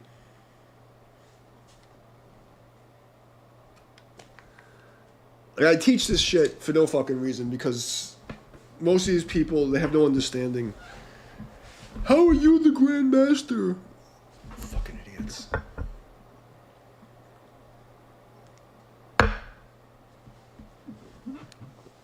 I'm the Grand Master because I fucking looked at death my whole life. They don't get it. You're gonna die. You're gonna die. Maybe it's 10 seconds from now or 40 years from now. You are gonna die. It may be an easy death or a horrible death. How are you gonna live? Are you gonna live in the past or the future?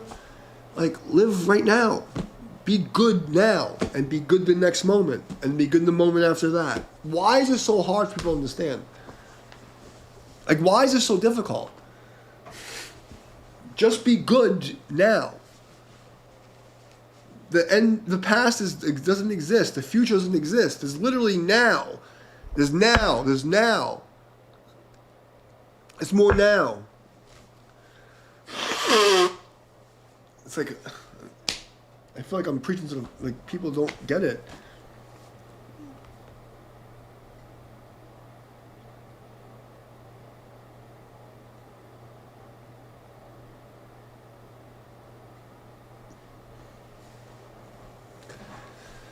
I also think that people ask me questions that they're not really ready to hear the answer to.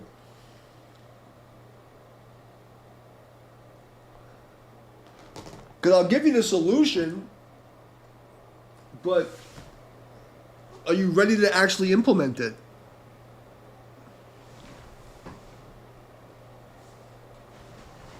You know, like you asked me, like, you know, like how nothing feels as good as her. Like, listen, you'll have many loves in your life. Like, Carrie Chan was like the love of my life, 13 years. I was gonna die. You know? Like my whole life collapsed. But, you know, I understood, you know, it's hard, but like, nothing is real. It's not gonna last. You know, if you don't accept that nothing stays forever, you will suffer. Attachment to anything other than right now will kill you. Like, you'll kill your soul. That's all I can tell you. So, I'm gonna go to the bathroom really fast, and then I'll come back and play because no one's responding.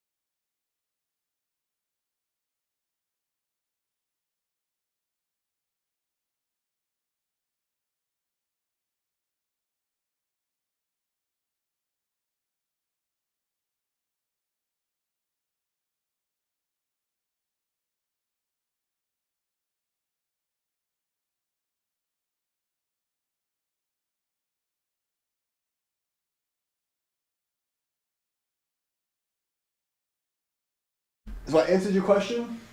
Or did you just leave? Ask me all this like hardcore spiritual shit and just leave. Fucking weirdos.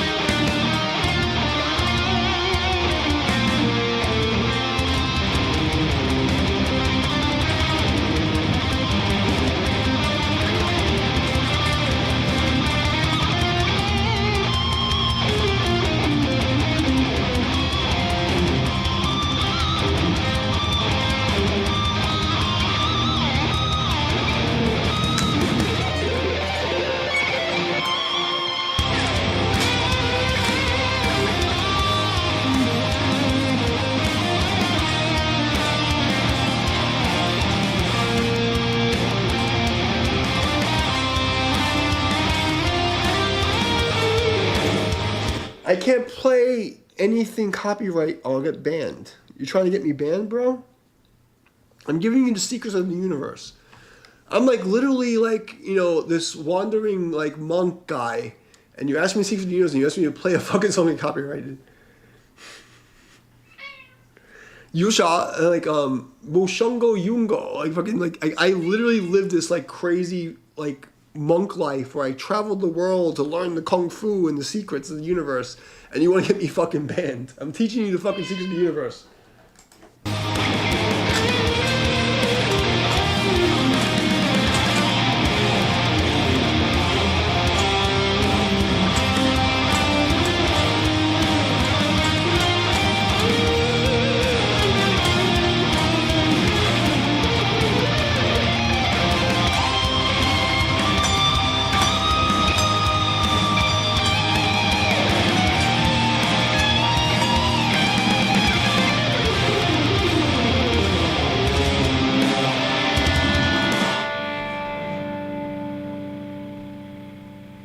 I don't even know what that is. Bullet for Valent? I have no idea what that band is, bro. I can't do that. And I've drank way too much to even attempt to read tablature, so I'm not going to even try. And I don't want to get banned.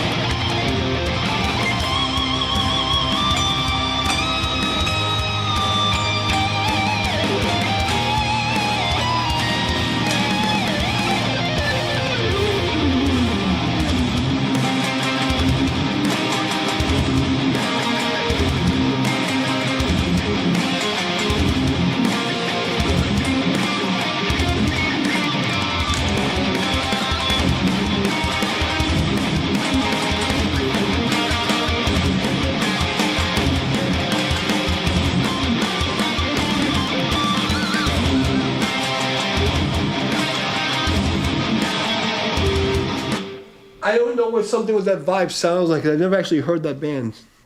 I can't help you. Sorry, guy. But I hope my ninja lessons have, you know, soothed your soul.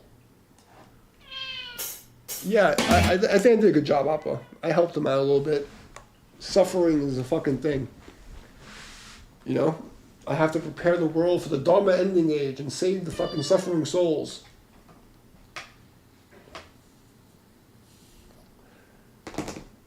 So if he speaks English, he'll get it. And if not, he'll suffer. And it's not my problem. Okay, let's find something to play.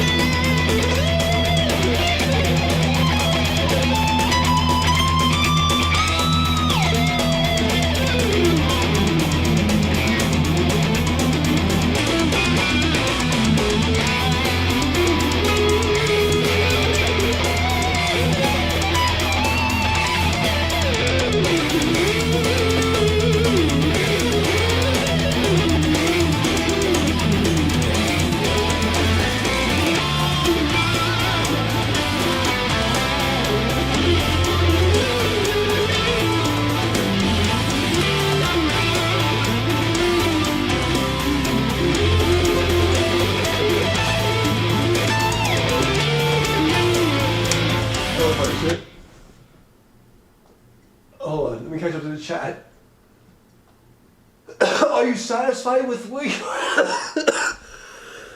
Am I satisfied? Yeah.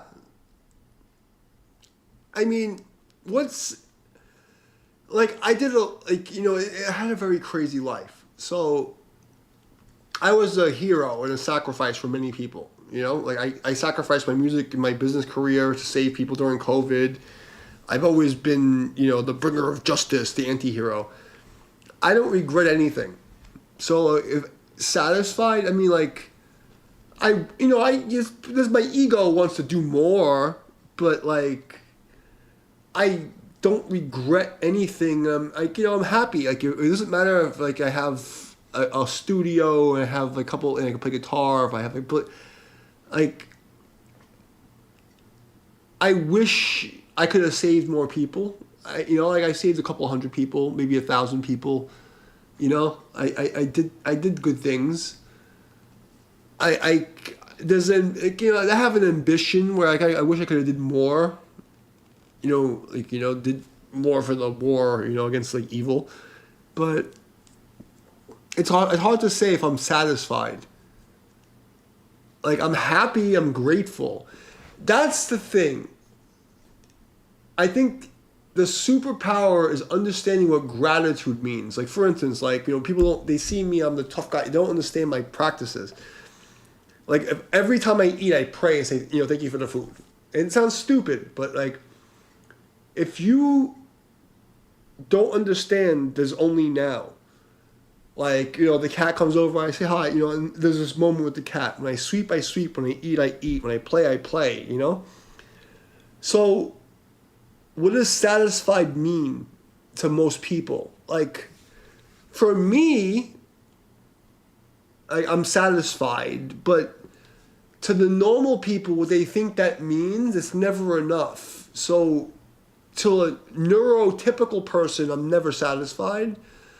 But to a neurodivergent person, I'm always satisfied. I'm very content. I know that I always did the right thing when no one was watching. So I'm satisfied. I'm very happy with myself. In the music world, I did everything I wanted to do. I played with all my bands when I was a kid. Every famous band I wanted to play for, I opened for them, or I hung out with them. In the martial arts, I reached the highest level that I can get to. I became the Grand Master guy, I reached all my goals. So, I'm satisfied. But from a human, normal ego perspective, satisfaction never happens. Because once you get the thing, you want the next thing. So, that's a hard question to answer. Am I satisfied? I'm content. I feel like I've reached my goals. Everything I've ever wanted to accomplish in life. There's something, but the things that I didn't accomplish are contingent on other people free will and suffering. I wish I could have made my family realize their wrongdoing and be good people, or my friends who went off and killed themselves or did bad things. I wish I could have helped them, but I also understand, and that's the duality of Taoism, and they don't understand this, of the fire school, they don't get it. The two truths can be parallel and contradicting, but they're not agreeing. So on one hand, I'm very satisfied with myself. On the other hand, I'm you suck. Does that make sense? And accepting that contradiction is weird for most people because they can't think in two paths. They have to, this is the one, and they lose their mind. So, I'm very satisfied. I can go to sleep every night with a clear conscience. I've never done someone wrong.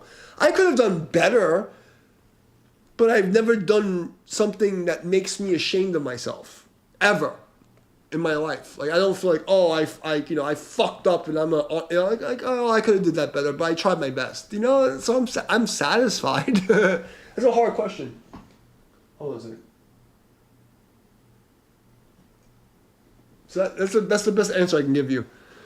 I have no regrets other than regrets of people that I can't control their free will. I can't control an ex-girlfriend deciding to go back to a satanic cult and being a fucking cokehead, you know, or a friend that killed them. It's not my place. Like, I feel bad, like, oh, I wish he didn't do that, but like, that's their path. I don't have the right to control their free will, you know. Like, so in when it comes to my place, I know I fucking balls to the wall did everything I could to be the best I can be in music, martial arts, whatever thing I ever did. I did it with everything I had. And wherever I got is where I got. If I got to first place or 10th place, I did the thing. So I'm like, I know I don't feel like I didn't, like Musashi Musashi would say, a warrior should never die without using all of his weapons. Like, you take out both of your swords. Like, the samurai would only take out the long sword. They never took out both swords. Musashi was like, you're gonna die, take out everything, and go out hard. I did the thing, you know, like me right now, if I never play another show in real life, I don't care. Like, I did the thing. Most people never will get to play they'll never experience my life. So who am I to complain, you know? Like, so am I satisfied? I'm content. I'm accepting, you know? I know I can go to sleep. I did my best. Whether there was a wall or whatever, like, I can live every single day as a vacation, you know? Like, I don't feel regret that I didn't do my part. You know, I went up, I fought the good fight. There was obstacles. I got to the level I can get to, and that's it. You know, and I'm okay. Does that make sense? But I'm satisfied. Like, right now, there's people in Gaza who the fucking place is a parking lot. You know, like, I mean that all my family I care about is dead. You know, all these people are fucked up and weirdo brainwashing, but I get to live the rest of my life as long as I can, playing guitar in my private little studio. I have my cat. I have whiskey. I get to eat every day. I wake up in the morning. I do my kung fu meditation in front of the trees. Like, what more can I ask for? Like, if I get to have the fancy car, it's great. But like, I'm good. You know, like, tomorrow's not promised to you. Like, you know, like, it's like weird. Like, people don't get it because they can't understand the philosophy. Like, you know, like, there's only now. You know, so if you ask me if I'm satisfied with my life, like, I'm content. But I don't think you could ever be satisfied. You could be satiated, you know, because once you eat, you're going to be hungry again. You know, like, you're always going to look for the next thing.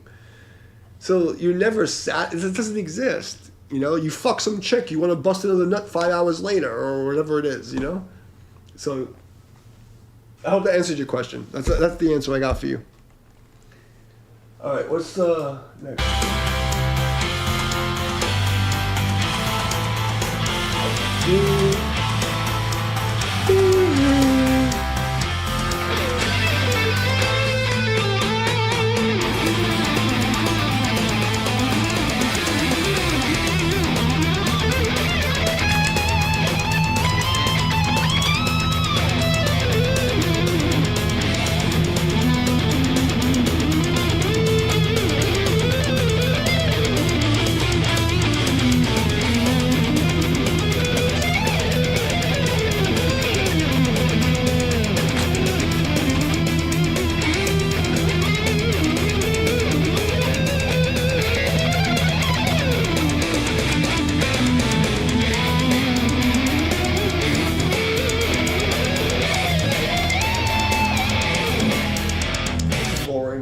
Something else. I'm just gay.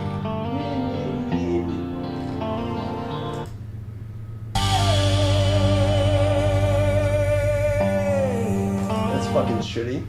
What's this? Oh!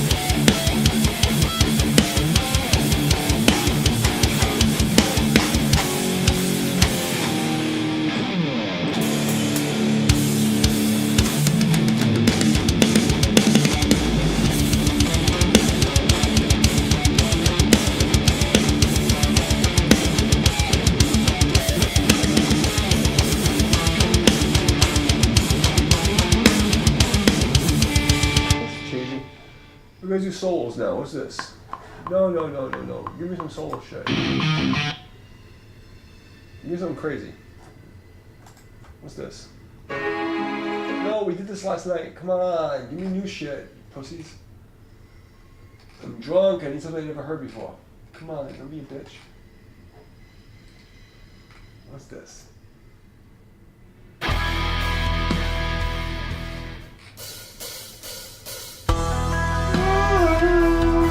We gotta find something you never heard. I don't want to fucking play something I've heard at least even once. This is gay. You're a homo. You need to fucking choke on your own spit. I don't want to hear you.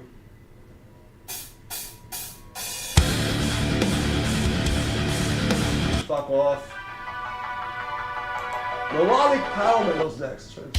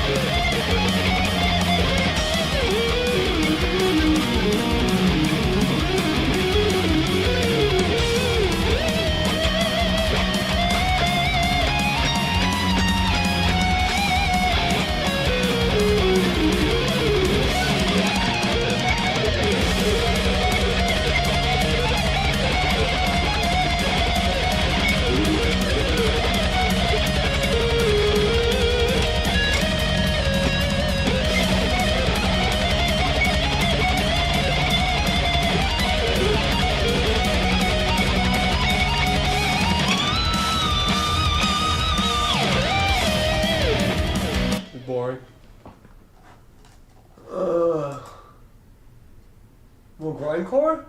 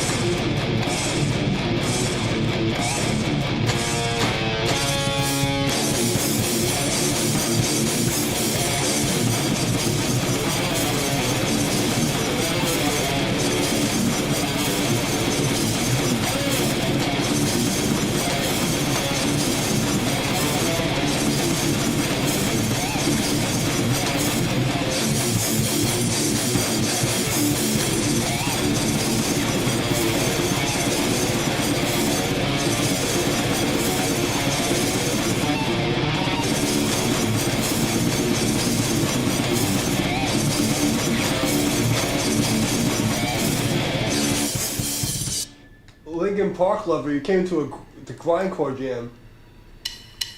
We're gonna go with what's this?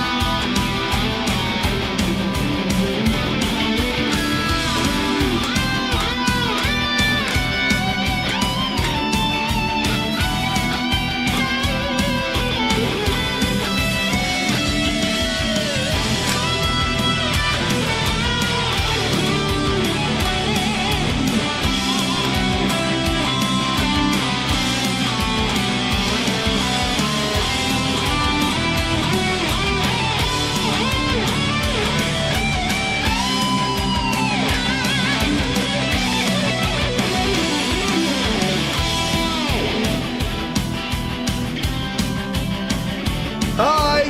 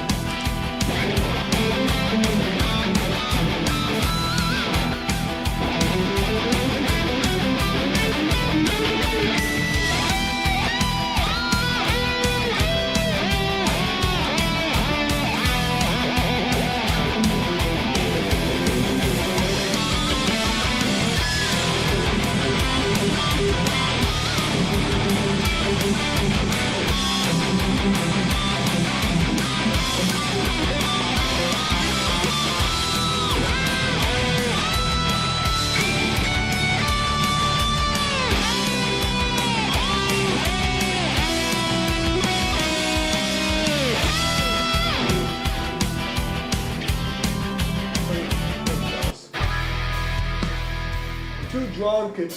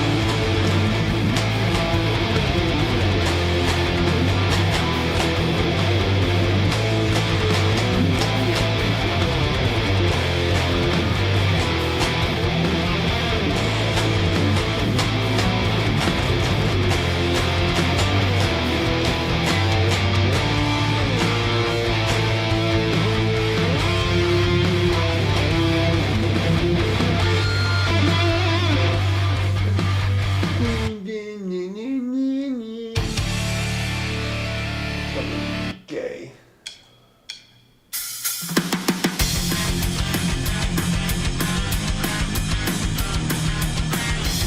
Dun, dun, dun, dun.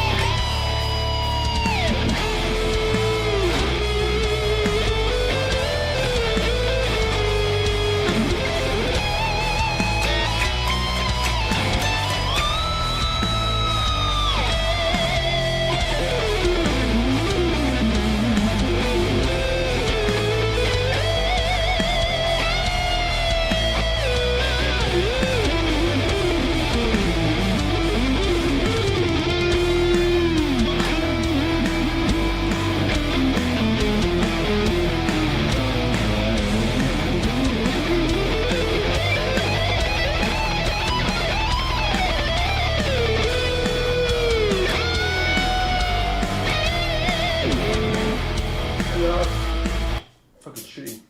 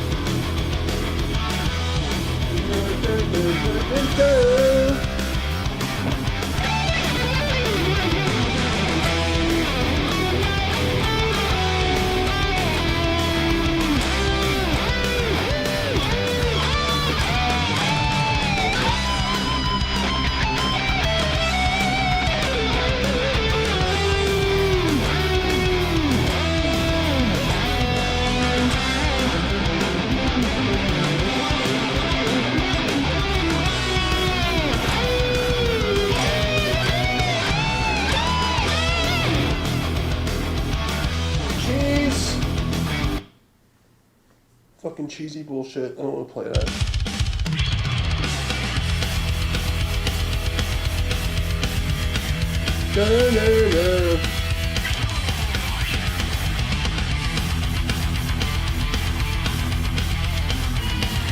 I know, Appa. I know. I love you too.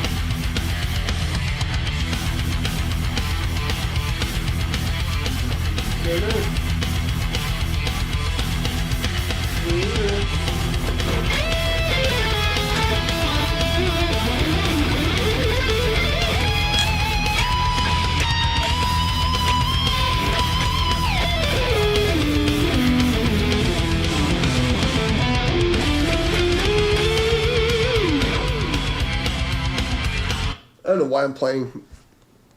Is anybody even fucking talking to me anymore? I'm just fucking staying on because I'm bored.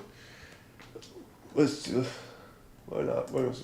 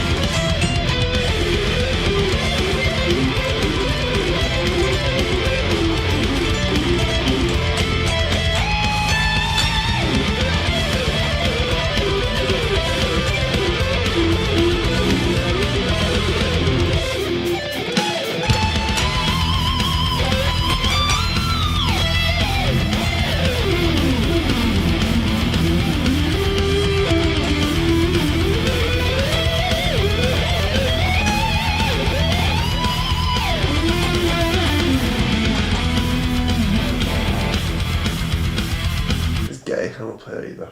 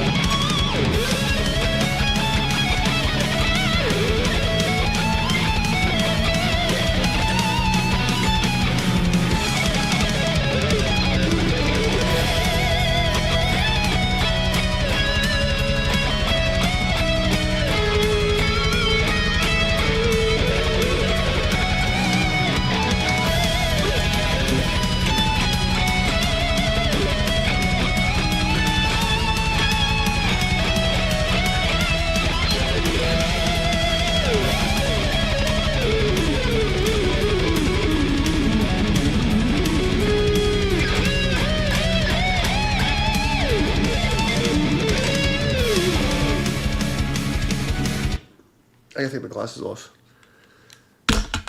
It's fucking me up.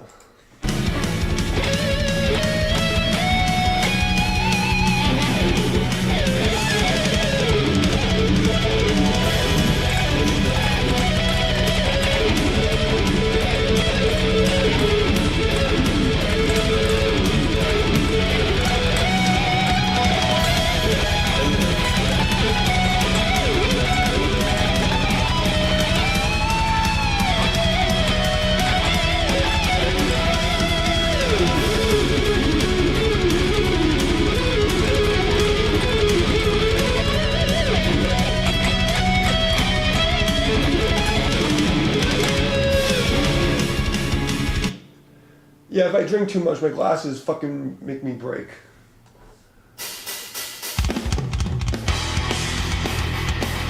I don't feel that.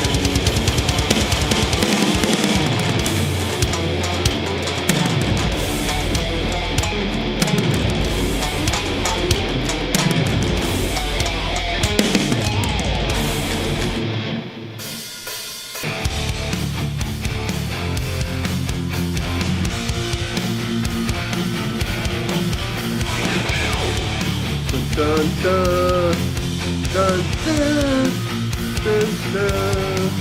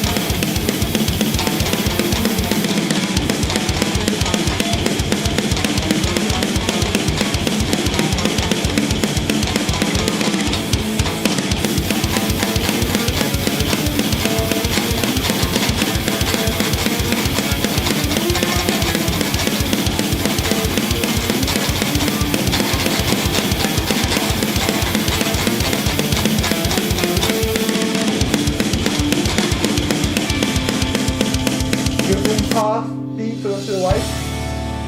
Gay. Gay.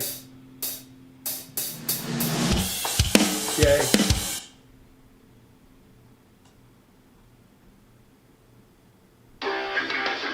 Gay.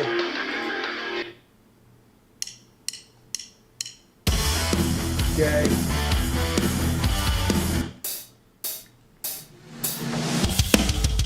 Gay.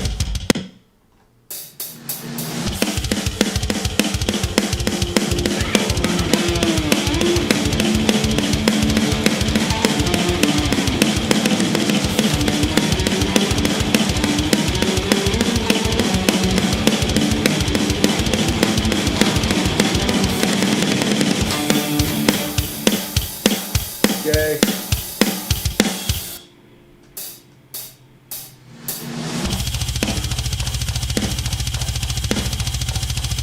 I'm done. No one's chatting and these fucking jam tracks are stupid. I'm not gonna force myself to fucking suffer through this. If no one's even here. Yeah, up, I know I should go to sleep. I know you want me to go to bed. You wanna say hi before I go to bed? Or you just wanna go run away? I got my practice in, now I'm just being a dick.